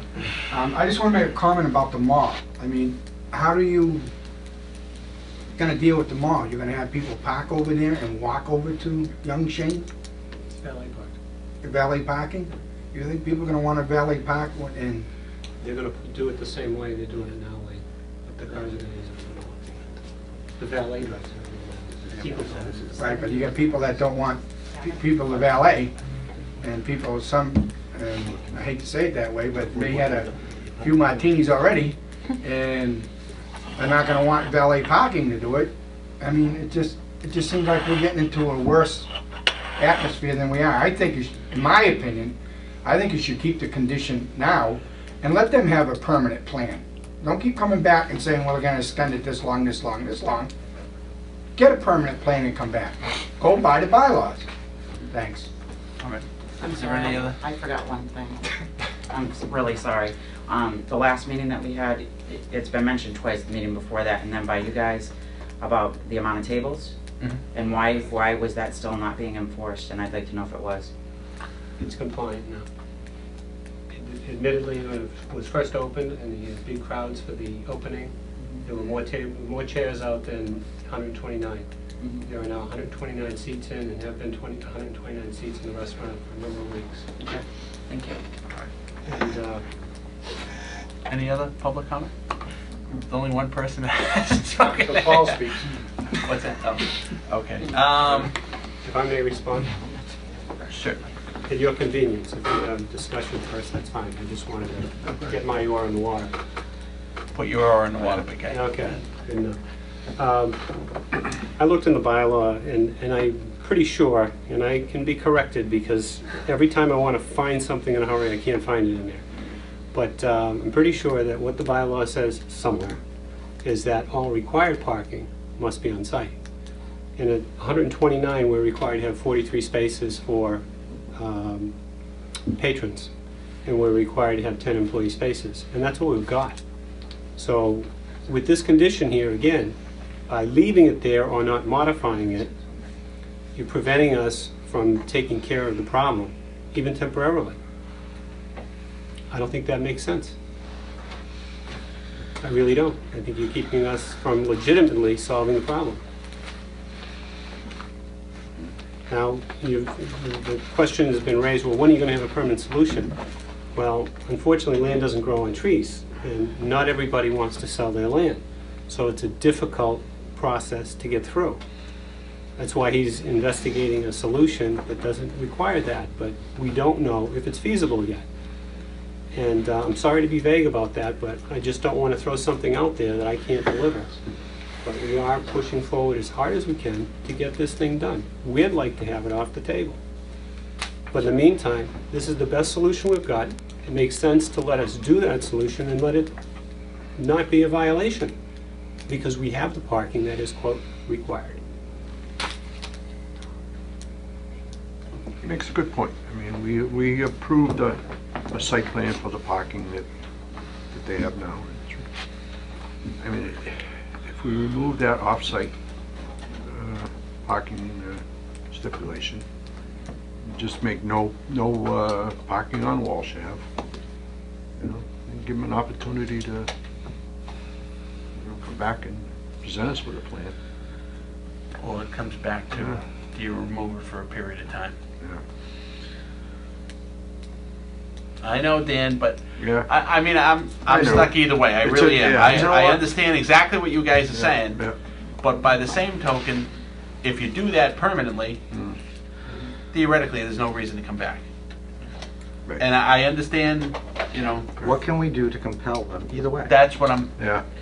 And I would think with your history of temporary approvals. No, I understand. You would have come to the understanding that they never But work. I think I'd rather do that than a permanent approval. The intent was no parking on the street. That was the intent. It was, but it was not the intent to say. But I also think this is one of those. This is. There hasn't even been a handful. There's probably been 3 or 4 businesses that have so overwhelmed the parking regulations that are in the bylaws. I don't disagree with you, Dave. You know, but I also disagree that we have the authority to control that. We approve the plan that meets the zoning. Nobody wants to, well, likes to hear that, but that's. We don't have the option to say we know you're going to need 500 extra spaces, because if that were the case, most Dunkin' Donuts in town would probably have a mile-long drive-through, because that's what they almost really need. But all we can do is what's in the bylaw. And, I mean, I certainly don't think that we should be preaching patience to the residents who are suffering either, but I do think that the town with Mr. Chow need to come up, if it's feasible to widen the road, to make it, and as I understand it, there are some issues with it. We've got to look at it and try and come up with a solution. But there's never going to be a perfect solution to any of this, because unfortunately that was zoned for business in 1987. It stayed zoned for business. They put a business there that complies with our zoning. I don't like it. I didn't like the proposal to begin with, because I knew that they had problems on their existing site with parking. In fact, the prior fire chief made a comment about it on karaoke night or any other night. We knew that they didn't have enough parking, but we don't have a remedy within our authority to say, well, by the way, Mr. Chairman, you have to provide 30 more parking spaces. We don't have that authority. So we can only approve what the bylaw allows us to approve. We can't sit there and say, well, you need 30 extra spaces. We just don't have that authority. As I listen to Dan, I have to say that if the seating is down to 129 seats, it seems as though they're in compliance with their site plan approval. I think initially when they opened, they had far more seats, and the parking plan was based on a number of seats. So now it seems as though if the seats are 129, the parking spaces are now in compliance with the number of seating the seating capacity that they have. The problem is the people who in theory aren't sitting. Right. And unfortunately, the current bylaw doesn't allow for accommodations for that.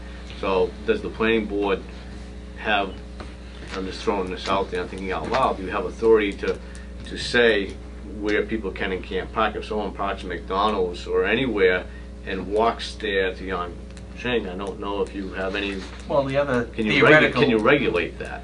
the other thing is, everywhere that's proposed here has parking for that business and not for another business.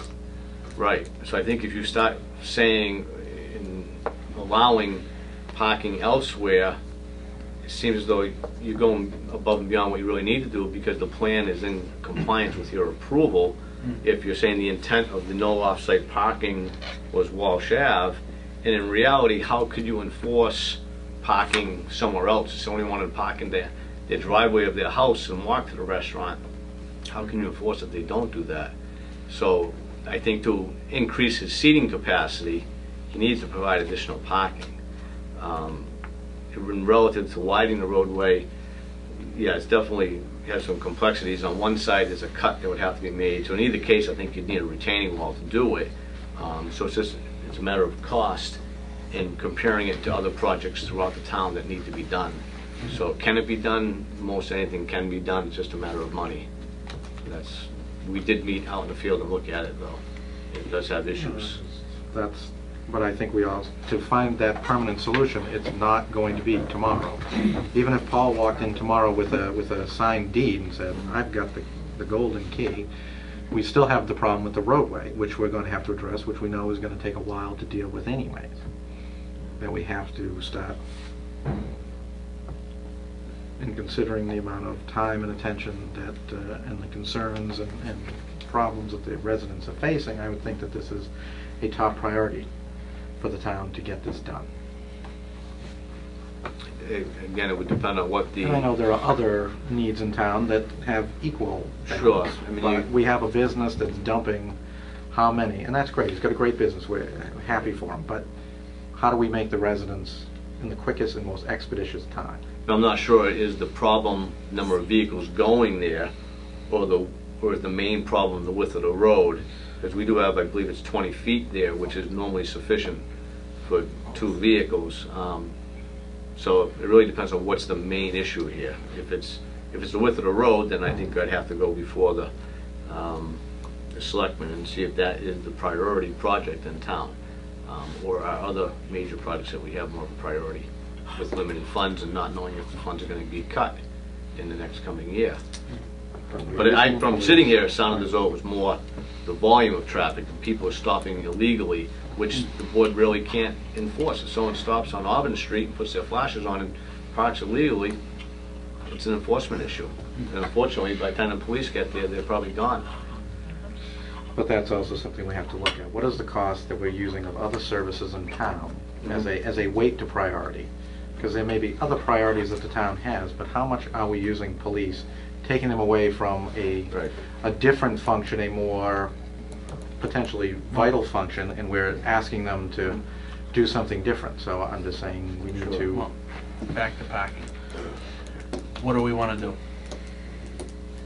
Dan, you want to... I think that the intent has been satisfied. We should remove it. All it is a barrier, and it doesn't really address what we were intending to regulate. Dave, you with that? I don't have a problem with what Dan. No, I understand. I understand. I'm flexible. Yeah, I have no people problem feel removing in it. general to solve the problem is. You know, I think our intent obviously was you don't want them parking on It Walsh Ave. originally, I mean, That was the intent. I think that was the intent. Yeah. We didn't envision No. all of the rest, and I think we were hoping to kind of hang on to apply some pressure, but by the same token, to apply the pressure, you're not allowing them theoretically to resolve the issue temporarily. I mean, we were looking to protect the residents on Walsh Ave by not allowing parking on there. Right. That was the intent. But I also think as we amend this, we should be putting something in that if they need a police detail, in the opinion of the chief, that should... Actually, it's not a bad You know, obviously we have a traffic problem. If the chief of police thinks or deems it necessary, I would think any business owner, and I know Mr. Chow has done it in the past, would accede to that request that he have police detail to protect the residents as well as the patrons going in. But What are your thoughts? All right, is that what we want to do? Is there a motion to that effect? I'll make a motion to close the hearing. All right. Is there a second? Second. All those in favor? Aye. All those opposed, it is a vote. I'll make a motion that we amend the decision and omit or remove the no off-site parking. All of the conditions still apply, and add the additional condition that if, in the opinion of the chief of police or the fire chief, that patrolmen are needed to for the safety of the public, as well as the patrons going into the restaurant, that the restaurant owners supply that as they determine. All right. Second. All those in favor? Aye. All those opposed, it is a vote. All right.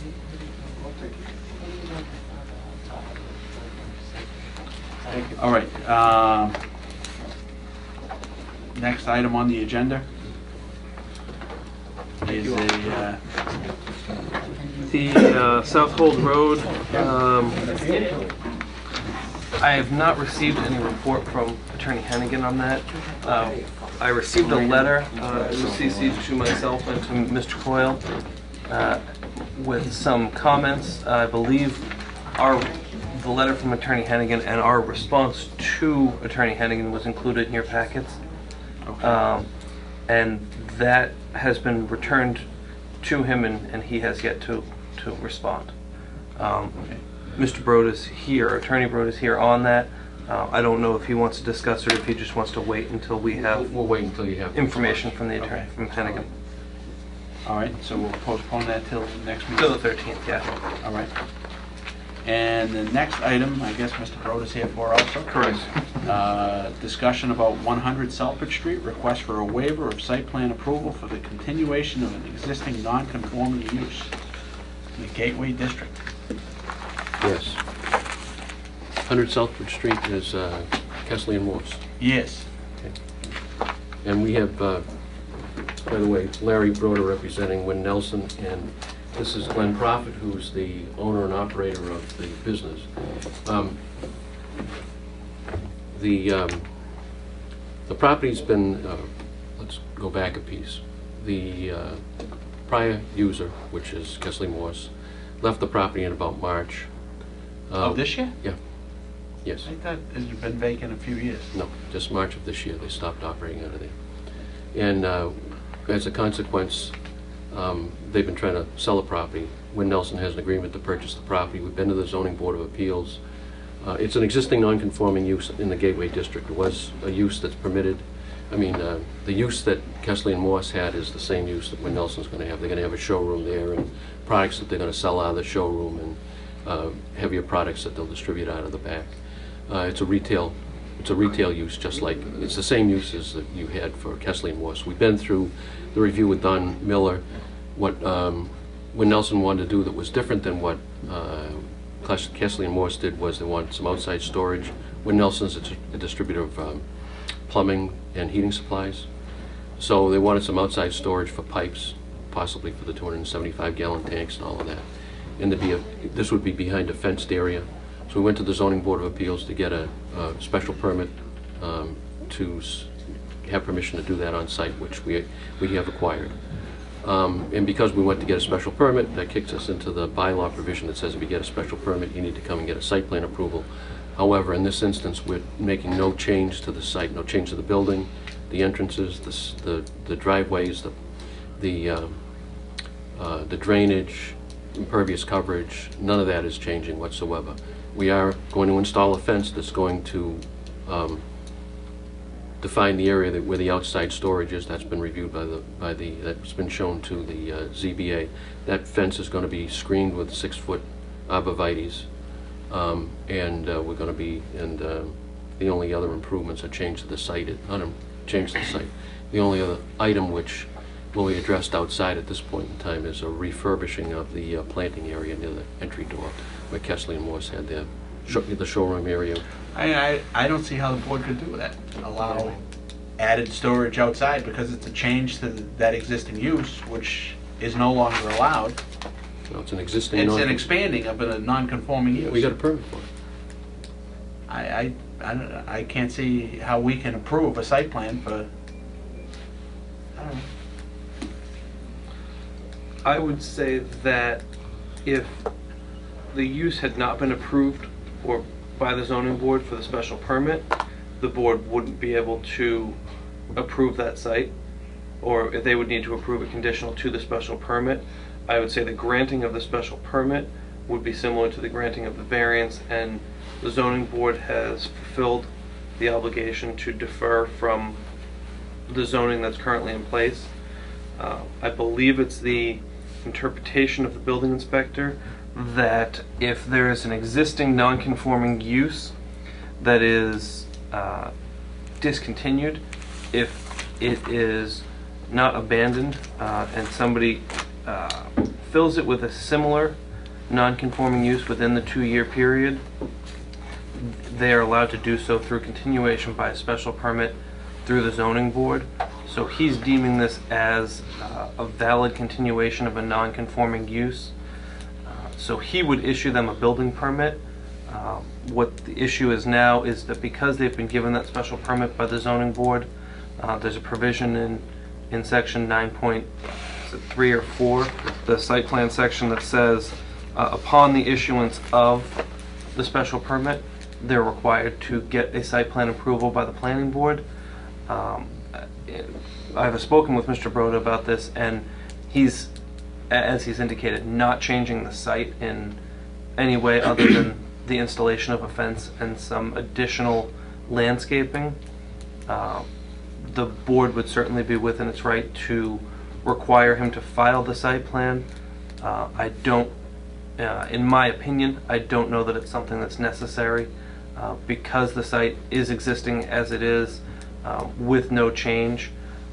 And if someone else other than his client were to come in and not be doing the outside storage, you'd be dealing with, again, the same site that was there. It's a filling of a vacant building at this time, something that I know a lot of the town has been concerned about. I've spoken with the owner of the building. He seems to be looking to do some at least aesthetic upgrades to the building, painting, cleaning up the site. Is it the use that fits in with the Gateway District that's there? No, but it is the same site, the same use that was on site, and it's not another vacant building if it were to be filled. But that said, it is within the board's right to require the site plan. I think it would, you know, it could dress up the area, especially if they're going to do some landscaping. And these people are neighbors to us at our Wyman Garden facility in Worcester, and they've been excellent neighbors, and they run a nice operation. Thanks, Ron. Yeah, I mean, this is a continuation of an existing use, so I would have no problem. I guess. Well, especially if they dress it up a little bit, because that is one lovely-looking area. One thing that's there now, though, I mean, I'm not even sure what's owned by your applicant, what's not owned by your applicant, what's parking lot, what's not parking lot there now. I know trucks park all the way to Sword Street. I don't think... That's where the storage, outside storage is going to be. Right, but it's a triangular piece. Sort of, yeah. Yeah, all of the pieces are... Versus what's there now. I think what's there now, you could be using whether, I'm not sure, railroad property or state property, or I honestly don't know. Because it's kind of, the pavement's deteriorated, and... Kessley and Morse took some liberties with the back of the property. No, and I guess that's why I'm maybe suggesting that we have a plan for site plan. Because I think we can provide your what's site... there now is drastically more than what's on paper as far as the property. There's existing parking there now, and it's not going to be... I'm saying in the whole wedge there. I don't think the wedge that actually goes with the property is very big. Right down here? that end. Yes. It's 10 feet off of here. It's Right, all, but it's how all deep fence. is it? Not deep. Versus what's there now is probably 75 feet. Yeah, this is, the depth of that from the property line back to where, the fence defines the back of the property line Right. here. You want to take a look? Yeah, The fence defines the actual property line. That is right. What's there now is probably back here somewhere. Not I'm too guessing. far, about 3 feet. Really? Yeah. Not as far. Yeah, I Boy, it actually, seems like it's staked out, can I? No, Sure, come on. I mean, it seems like it's quite a bit So, wider there. It's actually a fence, What scale is right, this? there's like, some birch trees here. This is a fence, and it actually, what you look at is, it cuts here and goes like that. There's like a small line of pavement here that is not part of the property.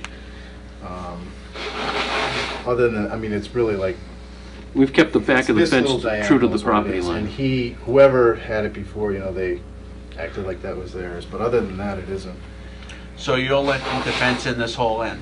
Yeah, and this is all existing parking here. It's already lined and everything. We would want to see a plan where you come in and show us how you're going to fence it and some landscaping. and Where's whatever. that, Larry, do you have that? No. Sorry, I thought you did. Excuse me? Just happens to happen. This is what was provided to the ZBA. All right. Basically, the arborvitae's go all the way around. And now is that paved between the arborvitae's and the back line? And the road? Yes. Yes. Yeah, it is now. So what would you be proposing? Obviously, you're going to rip up the pavement to put the arborvitae's in. Is it going to be landscaped all the way to the road, to Southbridge Street? No, just between the arborvitae's. We're just gonna put the arborvitae. Yep. And what's the rest then, between the arborvitae's and the road? Just the way it is now. Well, it's asphalt from here to here now. Correct. To this line. Well, You're that's gonna take the out state. there. You have to be 5 feet off the line, right? Okay. So that's what we did. So you're gonna. But what Dave's asking, I think, is you're gonna dig out all this tar? No. No. You're just gonna make a trench? Right. You're like and saw put the cut it. arborvitae's? Why not, if you're going to put the arborvitae's, why don't you just landscape to the back of the sidewalk? Are you allowed to? You know, if the sidewalk is in here, go from the arborvitae. Well, the make sidewalk it- is on state property. Okay. So this is the property So line. cut right from. So you a could go right 5-foot along the strip. property line and landscape from the fence to the property line. Okay. For the You don't have any line. problem with that, do you, Glenn? No. So right from the sidewalk line, the 5 foot in, just take it all out and make it dirt and.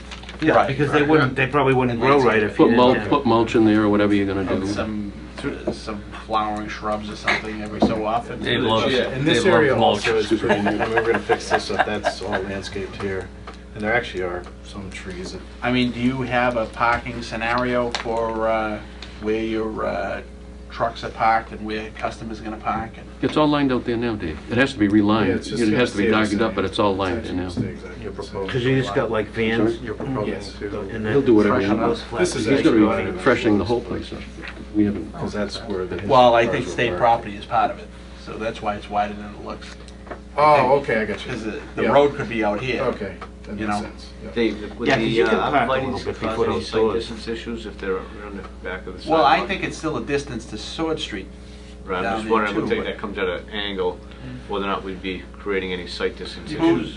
you actually- must have been putting the arborvitae's there for someone.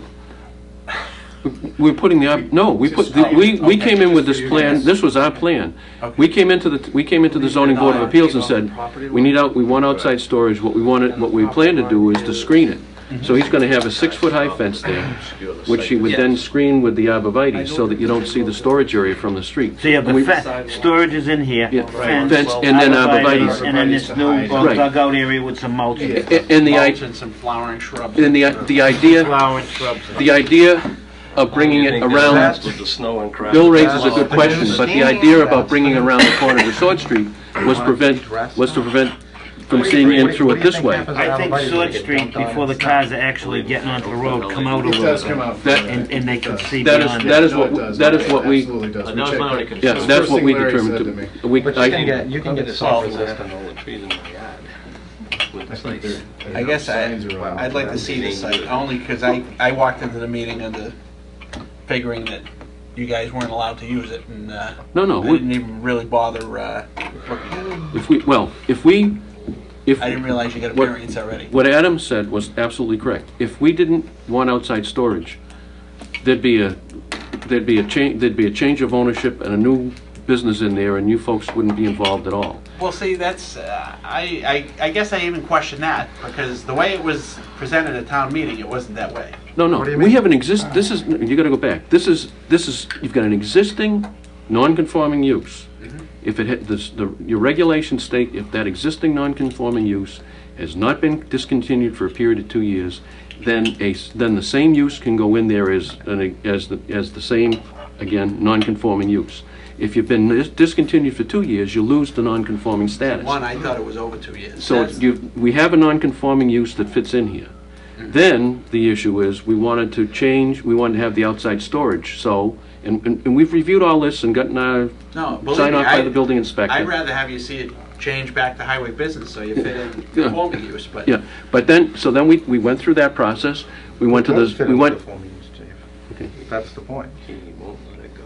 Okay. Well, I gave him the state law on it, and he's still convinced that So we wanted the outside storage. So in order to get outside storage, we need to get a special permit. We got that decision from the building inspector, took that to the zoning board of appeals, showed them this plan.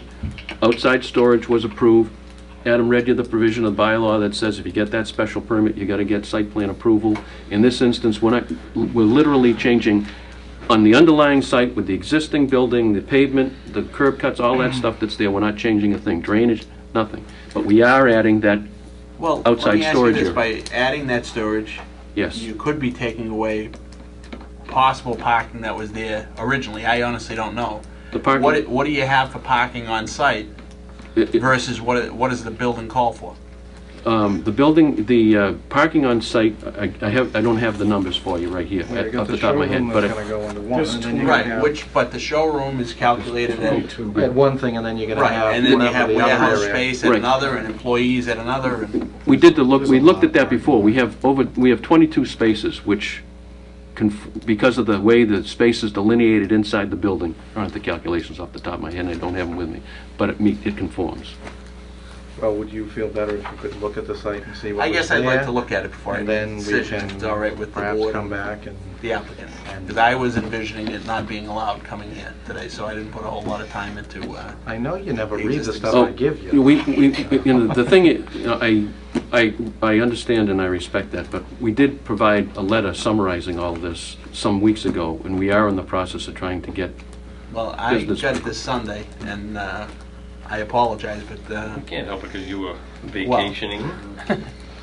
And it is a discussion, so we'll go look. I mean, we had the applicant file. Just need to know because I'm closing, and if I don't get this, and that way it's easy. It's right by the letter of law. Yeah, but what are you gonna show for site plan? Nothing's changing. It's a waste of. If it is a parking spaces and calculations and all that. If it is a site plan, I mean, there's the options of waiving a lot of things. At least then you have some documentation of what's there. If you go that route, it doesn't necessarily have to be the extent of what you normally require. Monday. I'd like to at least look at it before I make that decision. Otherwise, I mean, we might as well just go to site plan. Okay, fine. I'll go with it. Okay. Well, the developer needs to close on Monday. So that's, I guess, the reason why. Well, I don't think he can. I mean, depending on, I think if I had to make a decision now, I'd say file for a site plan. Okay, can I have the plan back? Or why don't you keep the plan? If the business before had plenty of spaces, right? But now, I don't know what you're taking away for spaces by adding there's this no outside spaces. storage. Yeah, but just I that don't know building that. is so long. It's not on the loads of plan, what spaces. you have for spaces, what you have left for spaces, what you need for spaces for your building. Okay. Can I show you where the spaces are? Yes, but I mean, until we see calculations for what you're going to use the building for showroom, for existing warehouse, because that all regulates how many spaces you need by the bylaw. Well, I might. All right. Well, that was saying it's. So you're saying based on what they're using it for. Based on what we're using it for, it does conform. And the other aspect of this is whatever it is was developed under regulations that. Yes, but now you could be taking away possible parking spaces but we don't. that were there. Right. I don't know that you're not. that existing use on the site Yes. was, that building was placed on the site in, I believe, 1962, if we remember correctly? Yeah.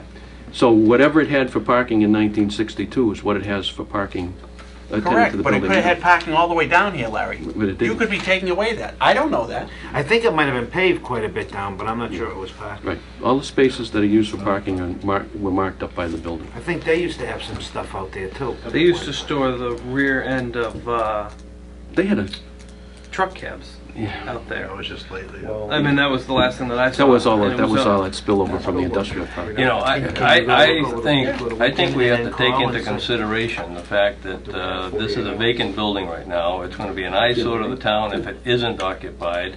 We've got a ready, willing, and able buyer who wants to try to close in a week. He has to come for. And Larry, I think we might be able to, in this case, maybe not all cases, but in this case, we can take him on his word that the parking conforms. I'm not about to that start taking everybody on their word that walks through the door. No. But in this case, I think it's a valid thing to consider that that building's a huge building. It's long, very long building, and there's a lot of parking in front of it. I think We'll go look at it for and the then use. we can talk. Well, let's. Do you have a short? Sure, I really think it's a continuation of the existing use, and we don't really need, I'd be satisfied with, Is it without the site. Is it possible that I am also, personally. Well, let me pose this, because I have a problem when members of the board ask for time, and I know I've been denied, and it ticks me off, and I don't think it's right. And I'm certainly not going to turn around and do the same thing. The chairman has to be here Thursday for an executive session. Could we have time to post a meeting on Thursday? Go take a look at the site. I know we're going to have wild weather, but if we can take a look at the site, we can post a meeting as of tomorrow. Tuesday's supposed to be the better day. Right. Then at least we can get here, because this gentleman needs to close on Monday. If there is no problem, then we solve it. If there is I think it's, the other thing here, I think it's pretty presumptive that we automatically have to waive the site plan for this building. No, I'm not. You know, I'm that's not. what that's the other thing that's happening. I'm not making that presumption at all. Well, that's what it feels like. Well, No, this you gentleman know, just explained I to don't me think what they did, and perhaps you could, I'm sorry, I don't know your name, but if you could explain to the chairman what consideration you gave to the board when you filed or you requested this, and perhaps that will allay your fears. I'm sorry. The fact that you only had one day at the Right. previous month, so you delayed the waited a whole month. thing for another month, but now that's put you very close to your closing date. Right. Do you want the zoning part too, or just that? No, I just think that he's not trying to shove it down your throat. No, He we was trying to be actually what considerate. happened was we met with the zoning, and that got approved, and then we met with Adam on Monday. You guys were having a meeting on Tuesday, and we thought it was way too soon to say, can you get this done in one day? So Adam suggested going another month, and we had to wait another month before that for the zoning, because we couldn't get it in within 30 days. So it's been like 3 months I've been actually waiting just to get this process through. Dave, I have a question to ask Larry. As far as the parking goes, and I'm not as familiar when that site was functioning, can people maneuver in the parking lot without backing out onto Route 12? Yes. Okay, because that'd probably be the main concern. Yeah. It's cut the whole way. So where it's that narrow and you're parking in front, whether or not you can turn? Yes. No, you can turn easily. Okay, Yep. Pretty deep. Okay. Before that, it was Howard Whitney Lombard. But if the board's amenable to that, I'm amenable to it. But if we're just going to I'm postpone okay it, with that. you know, if we're just going to postpone it to January because whatever reason, then I'm not in favor of that, because I think if we can work with the gentleman, because I think he's making good faith effort to work with us. If we can meet Thursday night, if there's no problem, he'll have his answer. If there is a problem, he'll have his answer. But I hate to say, well, wait till January 13th and blow his closing if he doesn't have to. If we go out there and say, everything is wonderful. No, it sounds like if it's allowed, it's really a matter of determining whether he has enough parking. But keep in mind, Dave, you have to go back to 62. No, You do. That's when it was approved. That's Right. the zoning that attaches. well, that's if Mr. Broder wants to dig out the zoning for 62. I'm sure and we show, have you in know, the office. to the board that there's adequate. Obviously, we're going to want all the lines freshened up, repainted. I don't know what the drainage looks like there, whether there's drainage problems that were overlooked for years or not, I don't know. We don't have the ability to force him to correct that, though, because it's an existing impervious site, and he's not altering the impervious cover. He's not redeveloping. I've He's simply never seen an occupying. issue with that site as far as drainage goes. I mean, there is flooding down there, but there's always flooding down And there. the 'cause reality there's of him water right behind it. installing the arborvitaes and the extended area with your flowering shrubs will increase the infiltration. But I mean, if there's a huge flooding problem, it's not going to correct it. But even under stormwater, we couldn't require it because he's not redeveloping the site. Well, you have flooding because you have a waterway right behind there. Well, yes. So I mean, that's those dang rivers tend to crest. every now and again, yes. But I mean, if it's just going to be... All right. Is everybody agreeable to meeting? I guess Phil and I are going to be here Thursday night anyways. Yeah. Can we do it I at don't- 6? No problem with that. Because I've got something scheduled for later. Well, we got to make sure we have 48 hours. Because that's... You Is can't that call an with- emergency meeting. Would 6 o'clock Thursday night, Adam, give us 48 hours? Nope, No. because it's not going to get posted until 8 tomorrow morning, 10 o'clock, yeah. 8 o'clock tomorrow morning, right. or 8:30 tomorrow morning. So what time would it have to be then? It When? have to be Friday. Have to be Friday. I thought we might be able Can you to post get it tonight? No, because the No, town because the town clerk clerk is not here. So they can't gotta wait get for the town clerk. feet of the river. No, we're not. Slip it under. The only thing we're doing is putting the fence in. No, That doesn't count. just the plan. Has to be stamped in. And it's got to be... No. There are all sorts of rules. Or do we have to still approve it? So Can we get something in writing from you, Larry, that you're going to, your applicant will do certain things tonight, Can you get something in writing from us that the applicant will do certain things? other than what you proposed? You mean like striping the parking spaces and that? Right. Yeah. Dressing it up, because I mean, the entrance to the showroom, I think, was 2 potted plants. That was... It was not much. And they were dead 10 years ago. No, that's... But if we can work something out, I would rather us pass it tonight than not, than postpone it to January if we're not going to find anything.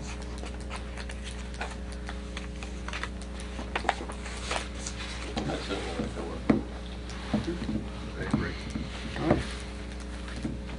Is there a motion to approve, subject to, Let's to waive? Let's see what is it that we're looking for, and then, once we get it in writing, then we'll worry about waiving. Improved landscaping, painting, striping the Do parking we want to lot. refer to that plan, and do we want to mention that we don't just want all arborvitaes, which are the ugliest bush in the world that nobody Beautiful. cuts and There. maintains? And snap in the snow? I never said a word. They don't. Mine lasted. A lot of other things didn't, but the arborvitaes maintained their... Well, could we find If, um, something that's a little less... I think the Dark and arborvitaes are good, but have some flowering shrubs in between. Some azaleas. That's what we're looking for. Not rhododendrons, they're In too between big. or on the outside? Yeah, go a few arborvitaes and then do some Just so that it breaks up azaleas the and then never-ending green. skip a patch and do it. Flowering shrubs. But then you'll be able to see in. I would almost put all the arborvitaes and put the flowering shrubs in front of it. Yeah, I believe Shrubs the purpose of in the front, yeah, arborvitae between the is arborvitae and the screen. Between the sidewalk and the Yeah, arborvitae. because you're gonna do that area now Right. from the Yeah. arborvitae Yeah. to the street. The arborvitaes were chosen for the screening purpose, so it would be a height, and they'll fill into a width Right. that would screen that. And they'll grow good if you prepare the trench that they're going in right. And Dave's neighborhood did some one year, and they did all that Help you. preparation. They did them, and they came out beautiful. Oh, yeah. They were unbelievable. I mean, they're probably. So 40 where do we feet want tall.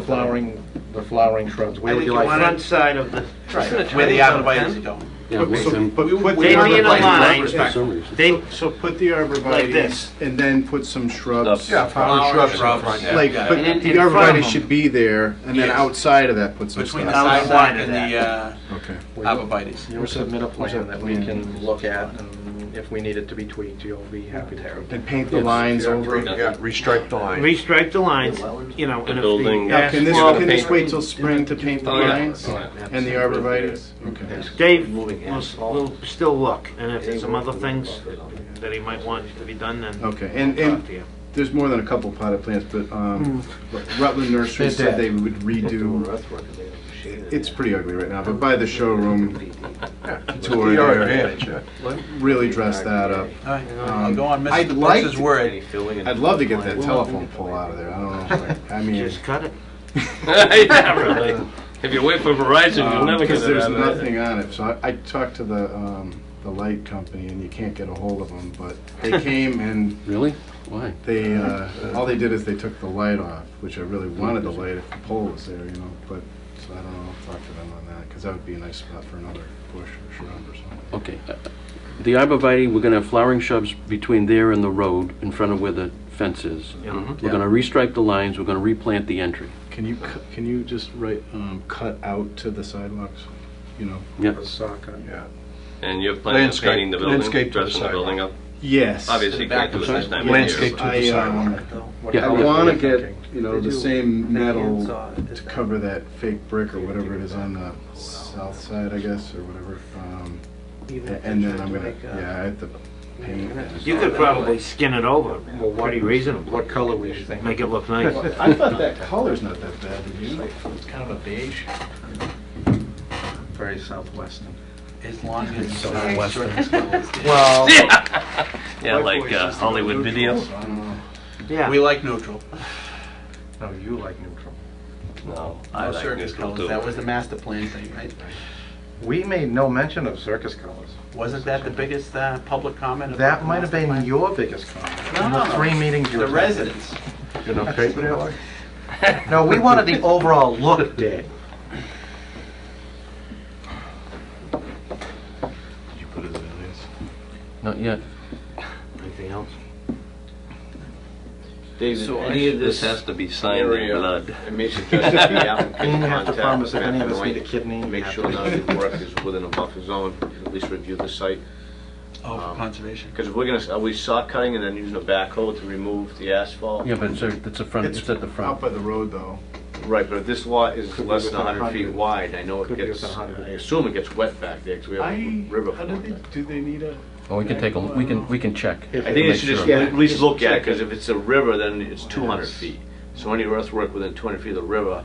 You can do it, would but you have require to get, conservation, right? It can just be as simple as an RDA, request for determination of applicability, but I just don't want to have them assume because we're approving it that they don't need any conservation. You may.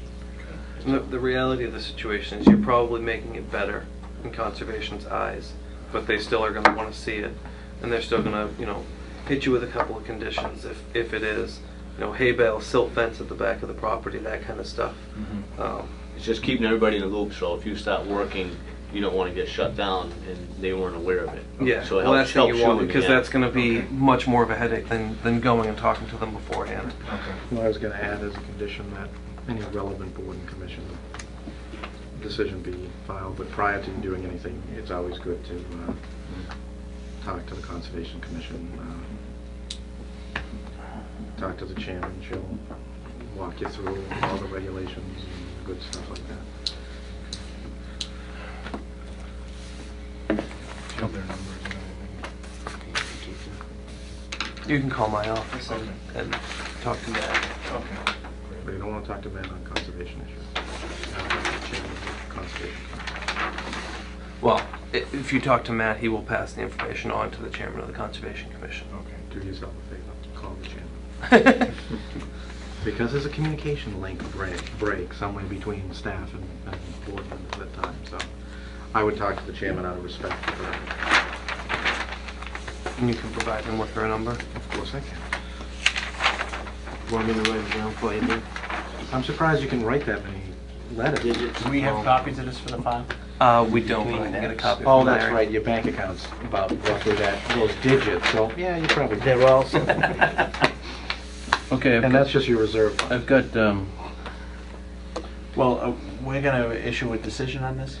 Well, as part of this, I just think we should have an agreement. If we're going to waive it, we should have an agreement as to what we expect of the applicant. We're going to expect them to give us a plan. No, we're not going to, it sounds like we're not going to ask them for a formal site plan, but we want a plan in the file, so if 10 years from now, we're all gone and somebody wants to know what the heck happened, we've got something in the file to document, this is what the planning board did, and this is the plan that reflects what the planning board wanted. Well, if you're gonna require some kind of plan coming back, which I'm not opposed to, it would be nice to show what existing parking spaces are there on the plan. We're gonna restripe Right, as but- part of this. But yeah, we If can you're gonna have a plan show it for on the the plan. file, if you're gonna go to the extent of having someone draft the plan. No, we can do that. You might as well throw the parking spaces on the plan. Just show them on the plan. Oh, you can have an existing condition sheet. Well, and that way, That's what you when want. You want an existing June rolls condition around sheet? and he's out there doing it, and somebody says, what the hell is he doing? So do that and We then can pull the have plan one that out shows and the say, change. this is what he's doing. Yes. But I just think it's important for us to formalize it so that the applicant knows what's expected of them and we know what we're getting. Do you want me to read back what I've Yes. got? Go ahead. Install arborvitae in the front and on the end of the fence, as shown on the plan. Well, do you have this written down for our decision? I do not, because Because I have his He's pen and borrowing I'm my writing pen. it. I'm writing it. I'm writing So it. what I'm relying on the applicant's. Well, no, what I will do is I'm writing it and reading it to you, Yes, and then no. you can, then I'll give it to you. In fairness, Stacy has it all down. Trust us. Yeah, all right. That, So we that's a have good point. install arborvitae in front and on end of fence as shown on plan. Install flowering shrubs between the back of sidewalk and arborvitae in front of fence. Restripe the parking spaces.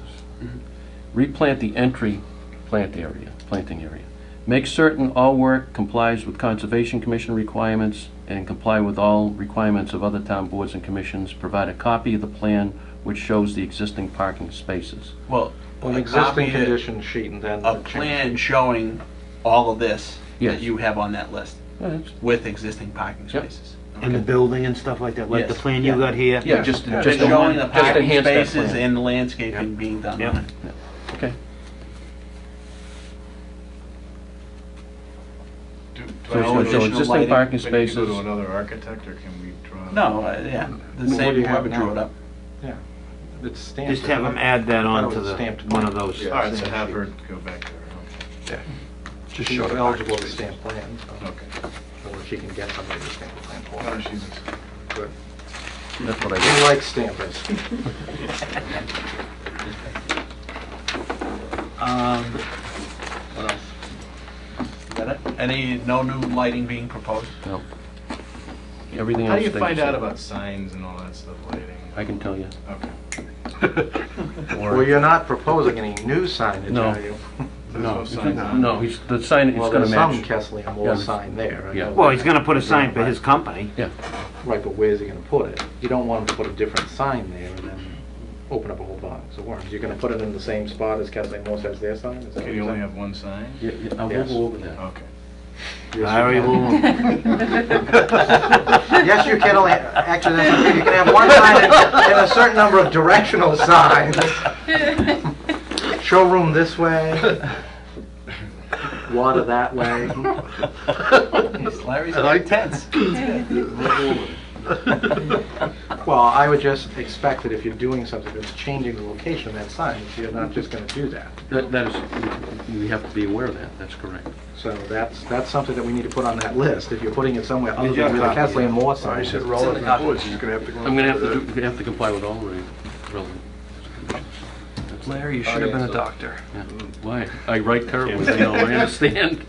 I get it all the time.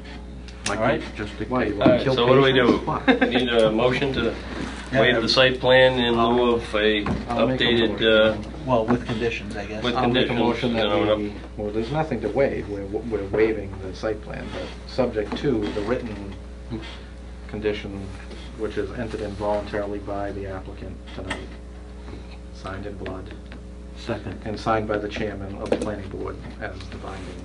Third. All those in favor? Aye. Aye. All those opposed? It is a vote. Okay, thank you very much. Thank you. Welcome to town. Good luck. Good luck. Good luck with You that. sign that, and then have him sign it, Yep, that I way can we'll sign have it. it, and then you can type it up and we can have a pretty copy. You want me to, you want me to, you have the copy you want me to sign? I would say that would be the copy you'd sign. Okay, and then wish I had the last guy's. Did you give me? I made a photocopy. Okay, you want to give me a photocopy? He's got more business than he knows what to do with. Who's that? The last guy. Oh. He knows what to do with it, it's just a matter of how it's getting done and how much trouble that's causing the residents. Maybe you could lease some spots from you to park. It's within easy walking Those distance. valet parking- Just follow the tracks. They're gonna be in good shape running back from there. Yeah, but the thing with the valet, they still all gotta go on the site. All those vehicles gotta go on the site, then they gotta leave, come back, and leave again. They actually create an extra trip to the site. Right. Thank you. They could put an elevated highway between the mall. Here, I have a ballpoint if you'd rather sign with that. That's okay. They could put an elevated highway between the mall. Yeah, that's what I said, the lawyer said. A big It deal. won't go right can't into the tell. top of the deck. My eyes are that bad. It does look like a town, I would Yeah. say. I like the engineers and your fancy pencils. All right. You've been in there a lot? It's how they try and make themselves. There you go. Thank you very much. Thank you very much. Thank you very much. It's how they can Have a nice holiday, gentlemen. Have a good night. Have a nice holiday. Good luck. Thank you. Thank you. Night, Jack. All right, next item is 8 o'clock hearing for Stanley Duda. Discussion. I don't see Mr. Judah. They were sitting here, one of them, someone was Oh, I there didn't see for him it. there. I didn't see him at all, I didn't but see him. Oh, wait, there was a guy, maybe it was just looked like. Oh, it wasn't, yeah. At 8:10, discussion for reserved parking spaces for takeout customers. Yeah, at local Complaining restaurants. about This being was, an well, you know, the thing brought about to my empty attention buildings by is the if you building don't do inspector. anything to attract I'll wait business, until- you're going to have a lot of empty Oh, buildings. absolutely. Dan, can we proceed with the meeting? I'm sorry, Mr. Chairman. Dave led me astray. It's all my Oh, fault. Adam's speaking. He's older, he knows better, right? This was brought to my attention by the building inspector. There's a question as to whether or not restaurant chains like Outback or the 99 or Piccadilly, they have in recent years come across the practice of reserving 3, 4, 5 spots right up front for takeout parking, 15-minute parking. And there's a question. Hey, you don't have to observe them. I never tell I do, I'm there every night. You don't have to observe them, but there's a question from the building inspector as to whether or not they're doing that needs to be shown on a site plan. It actually probably should. And whether or not if they do it Why? as an afterthought, it requires them to reappear in front of the board to modify their site plan, and whether or not that, you know, the reservation of these spaces for takeout customers Takes away from the alters their original. parking. No, Technically, it's a customer. It's a customer going to park there. Whether you're going to eat in or take it out, what's the difference? It's still a customer. What are you going to do? Change every pizza place too? I mean, we got enough I mean- headaches here without having that stuff coming Yeah, back I mean- about this. all right. I mean, what's the difference? Right? In Whether my- you eat it there or you take it out. What's the difference? Yeah. My opinion was that it doesn't alter it because, as Dave said, if you park there and you go in and sit down at the bar, they're not going to tow your car. Yeah, the good thing is they're usually empty. Until you come along. In the places where they are, there's ample parking in all those. I mean, And that seems to be the case in most places. I mean- I thought noticed that John Shing does have one right by their front door. Yeah, no. One spot. And I thought that I would bring it to your attention because it was something that the building inspector requested, and ultimately you have to decide whether or not you want to hear that stuff. I don't want to hear it. Absolutely Why we're talking about parking, as we were talking about Yangqing's, the difference between capacity, building capacity, and seating capacity. Should we be looking at putting together a bylaw? Because that is an issue. Because most of the restaurants in town have bars. If they take every stool out of there, how do we know what the capacity is? And We you should know, definitely. You know, I think that's something we should maybe look at, but Bill and I had this conversation back in September, in my Seating first week capacity. when it hit the fan with the Yangqing, and the change is easy. All we do is we alter the restaurant and places of assemblies from 1 parking space for every 3 seats to 1 parking space for every 3 No, persons. the seating capacity should be the capacity of the restaurant. But it isn't. The building But it code isn't. specifies differently. Places of assembly have standing room capacity. That's what came And- up in that DCU Right. meeting. Yeah, occupancy And permit that's is what different. the residents don't Yeah. understand. But Young is the Shing is difference much between more the than two. his He, seating he has capacity. yeah he has a human capacity of I believe 360. Because of the size of the building, the number of exits, It is a big building. the the ability for when you have standing room, I believe it's something like you only need 3 square feet or 9 square feet per person. You know, a 3 by 3 square, and that's adequate. Whereas if you have a seat, it's a substantially larger space. So by not Now, having how can that be 9 square feet with something like that fire down in Rhode Island? I would think if that building had one person for every 9 square feet there, it'd be a fire But hazard. see, there you have the difference. You have Rhode Island, Massachusetts. I don't No, think well now, all ever of these took things that are up. supposedly updated. All of New No, England is they- updated because of that fire. they are updated, And to be it's 9 square feet per well, person, it the, seems the like... number of people isn't the issue. The issue has been the exit capacities, you know, how many exits they have and how they function, and the sprinklers. And you know, you've probably dealt with this a lot more than I have. So if I'm speaking correctly, jump in.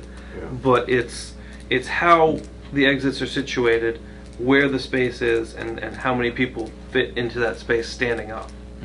So if we changed it to one car for every 3 persons or patrons or however we worded it, as opposed to seats. Now, though, I mean, we might does eliminate that some of just- that issue. Does it just come into play for restaurants? Or does it come into play for Well, Home that's Depots? That's Or the does only it place come that into you have play for- seating, but that's the only place that you have a differential in seat. and- Seating versus capacity, you don't have a differential in a Home Depot because they're not sitting. You're doing Square it by footage. pure square footage. Well, it would come into play for restaurants, funeral homes, or other places of assembly. I have seen projects where the capacity of the building has been tied to the seating in different towns. But So I how think do you some of do it's that? up to interpretation of the actually, I think in that particular town, it was the building inspector in that town.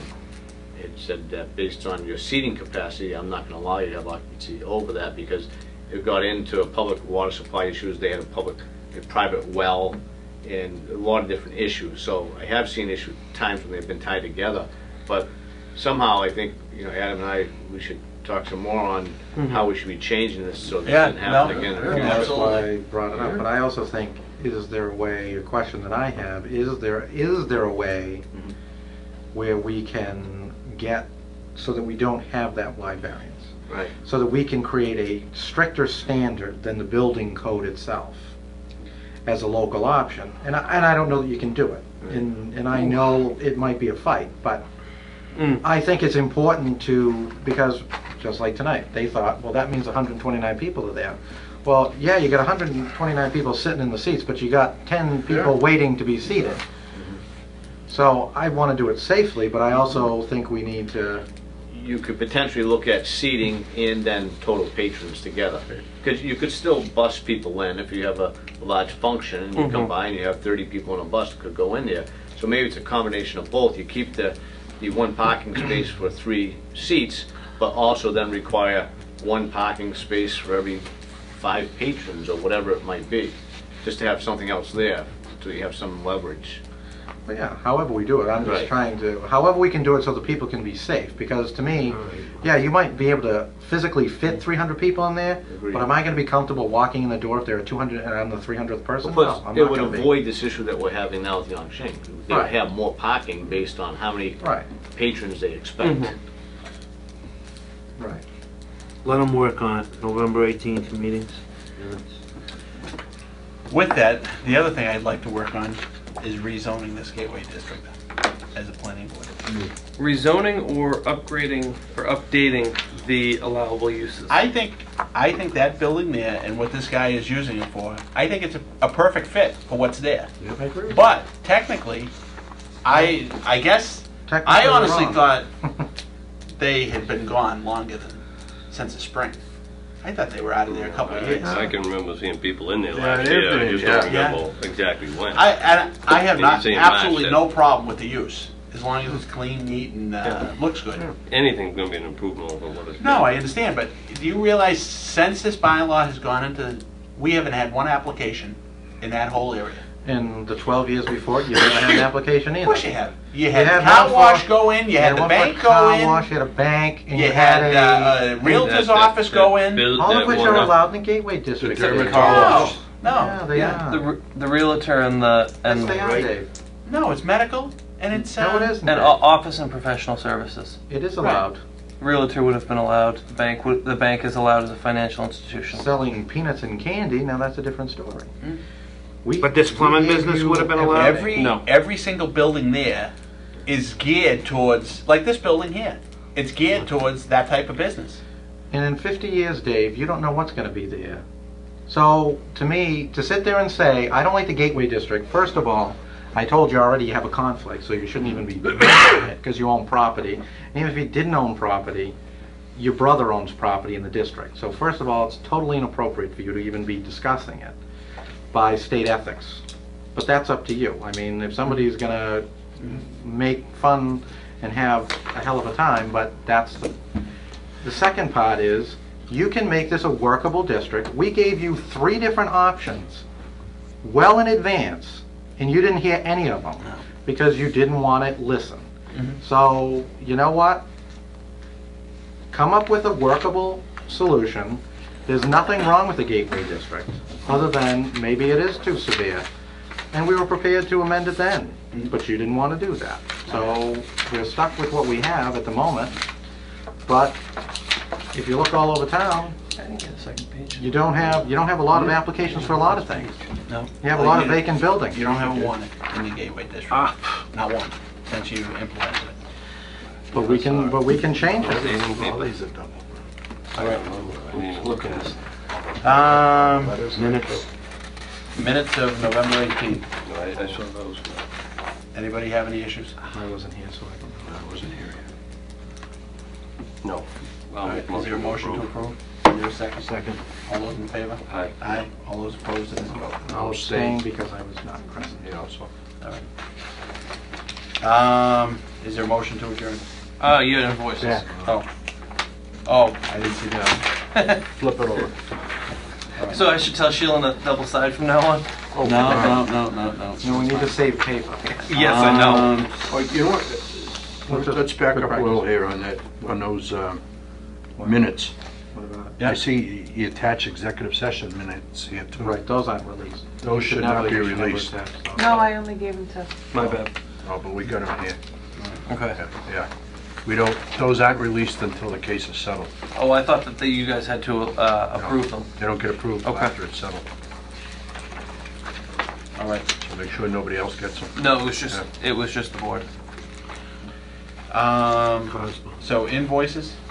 Yep, you've got VHB, Brown & Brown, and Mieres and Harrington. VHB is in your packet from tonight. It was received Friday. Brown & Brown you got before, and Mieres and Harrington is obviously the litigation. The all this stuff. Why didn't you put it in that? You did get it. VHB, we have You money said for there are all things this that you didn't, that I didn't get. VHB, it came in Friday. I got that last night in the rain. Why didn't you put it in there? Because I didn't. One more soggy piece. I didn't open my mail That's from not Friday gonna until happen. this morning because I was doing the Blackstone Valley application. The time you brought all that stuff in the soggy package that I found at 10 o'clock. I would have been issue believe you over. left that out in the rain. You don't have a box for them to leave things in? No, the squirrels chewed through it. They were hungry. Well, they're all appropriate. We all have money for them, correct? So I make a motion the chair sign them. Second? All those in favor? Aye. Aye. All those opposed, it is a vote. And The Auburn, only thing, Adam, with this Brown & Brown... $5,000. Yes, but we haven't spent any more money since the last time we talked, right? For these? Well, that bill has come in since the last time we talked, but no money has been spent. Because I want to save enough to actually Yes. draft this document. Well, it's all drafted. Yeah, but And not it- to my... Well, yes. I mean, there's still some work that needs to be done. And she's coming in? I too? think there's going to be a lot of work that needs to be done. But that's why I want to limit what we Okay. spend. Well, if you if you have comments beforehand, yes, forward them to me, and I will make sure she gets them and has the chance to look at them and be ready for when she meets. Now, do you want her in here? Are we holding a special meeting? My understanding at our last conversation was we were going to hold a special meeting and have a working session at the same time. We're 2 years into this. And, no, I understand. And Bob Moss is I understand that. Growing less and less patient.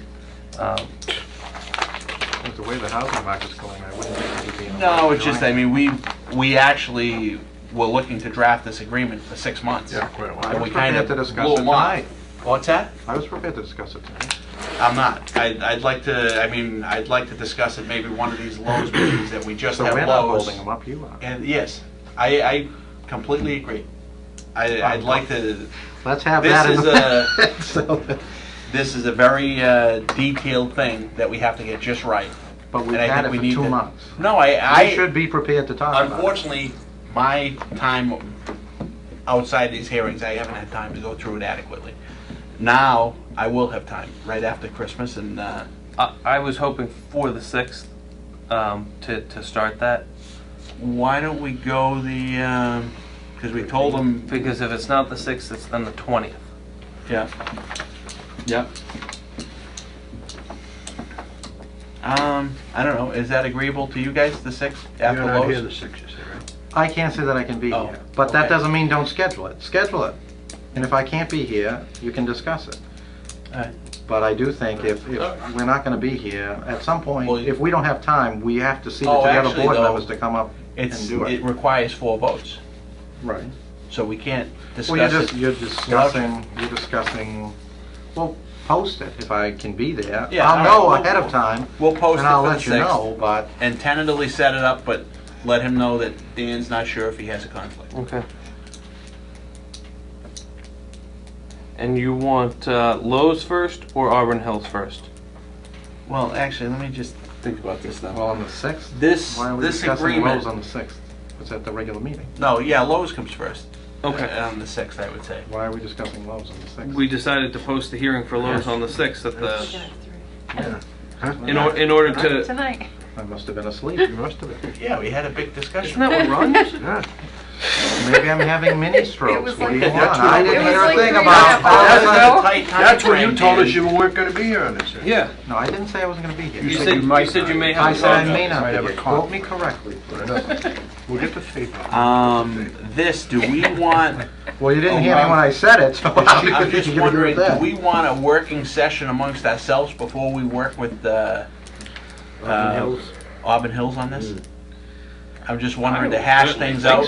That's what I'm just thinking. I wonder, And that's fine. I wonder if we have I'm- a working session after Lowe's amongst ourselves, the 6th, and then we have a working session with them on the 20th. Well, I'm Yeah, looking Robin, to bring Pam Brown in to your working session so that she can Do we really sort of want help her? guide you guys. If we bring her in, we should probably do this first, and if we're paying her. Well, that's the other the other rub to it. Well, what's the point of having a special meeting if we're going to hold them off? I mean, I'm just wondering right now. Why not just tack it on to the 13th? Well, from and that's fine because the 13th is actually fairly light right now. I'm just wondering the 13th, like tonight. We finished Batera.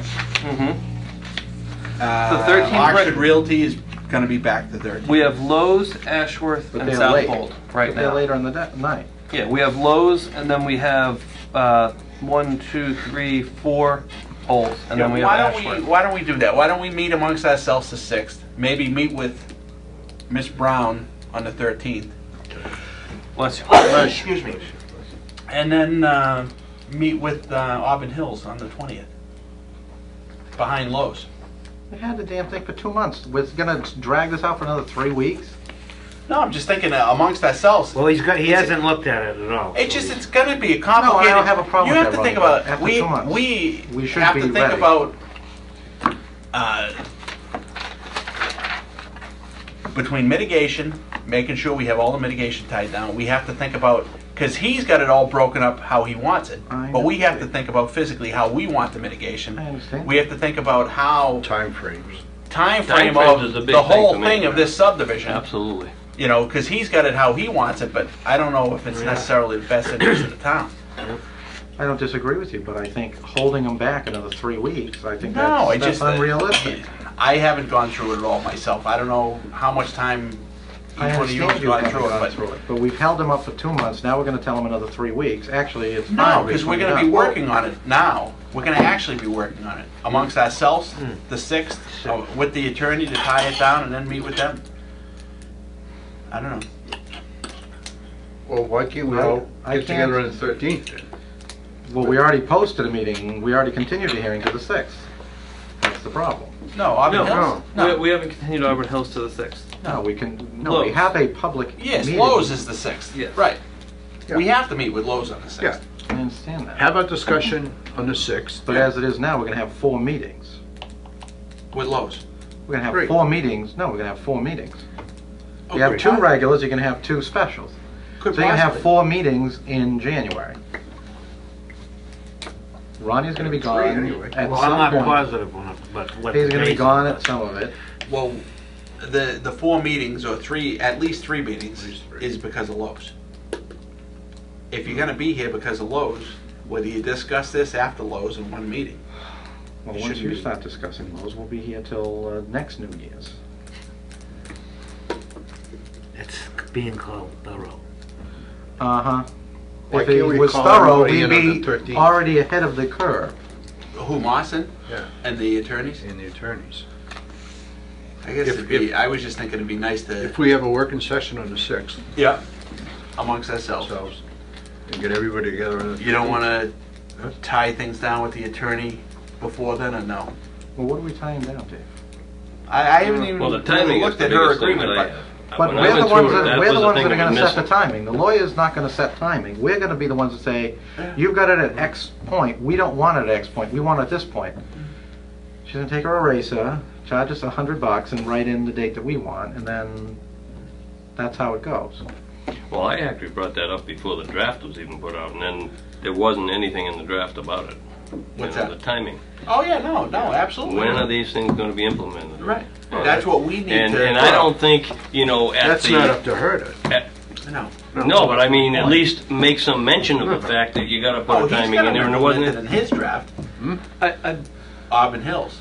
No. don't have the drafts in front of me, but I But what it believe had, the- Dave, was, you know, I forgot exactly how it was because it was quite a while ago I read it, but I don't like the idea of, you know, after the such and such building permit, you know, to establish these phases, because, you know, if the market's slow, that could be years. But You know, and some of these things that they're going to do to mitigate, like the traffic light and all those improvements, we got to have a timetable for that stuff. Absolutely. And the way he had set up the timing, it didn't have any plan whatsoever. Well, you had a time to occupancy. No, obviously... Yeah, but who knows when the hell that's going to be? Obviously, it's But beneficial to conversely, him. well, We need something that's conversely, if the beneficial market's to low, us. Absolutely. you're not going to have You those guys additional should be trips. writing it, not him. Well, I that's... don't disagree that we need to look at the timing, but even like Ashworth Hills, if the market stays dead for 10 years, you don't need the traffic improvement because there's not one more car from either of those Yeah, developments. but the way those things are set up, you might, and if he's got a timetable of 13 permits and they build 12 houses, you are going to have some traffic, but you didn't quite meet the threshold where he has to put in those improvements. Yeah, but you got to tie it down to something. It has to be tied down. That's what I said right So from the it's got to start. be to... I'm not saying don't tie it occupancy down to rates. something. Yeah. I'm saying if the market's dead, you're not going to have this No. overwhelming traffic trips.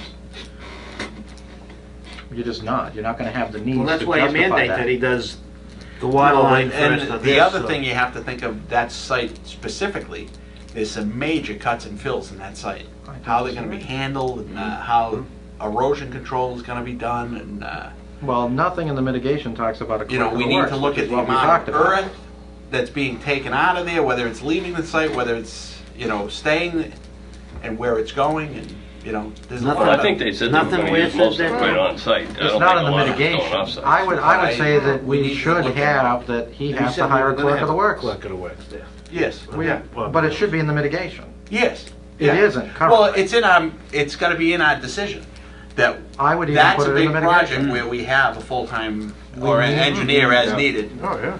No. just for that project. You need somebody there full-time looking at it, for all the reasons that you just... Well, I don't think you're gonna have a guy 40 hours a week, 52 weeks a year. If that, You know, you're gonna have it as 10 needed years. for that project. If that It's hill ends probably up cheaper over to by bring you... a guy in for a year Right. as an engineer to watch that project versus bringing Well, them in it all on an depends hourly how basis. fast they go, though. Well, Huh? you're talking 10 years to 10 build it years. out. But Dave, we're not Well, you interested gotta in make his it do it cost. quickly. We're interested in protecting the town. I understand that, but you gotta be realistic about it. I mean, if that thing takes 20 years to build, Well, let's do this during our And discussion. if that hill ends up in your It's little already meadow, you'll 11:15. be ticked off. oh, no, And I we have to look at get all up these at issues, that's all I'm saying. about 5:30. And you can always modify them if things change.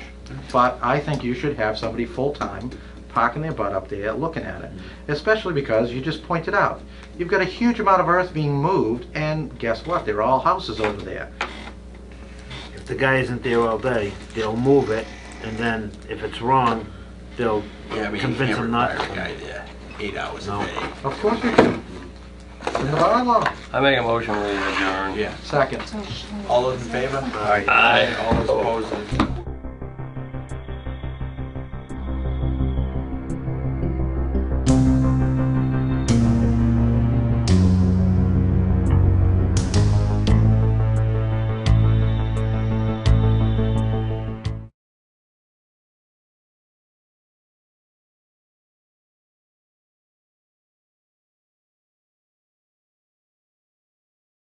We have some traffic.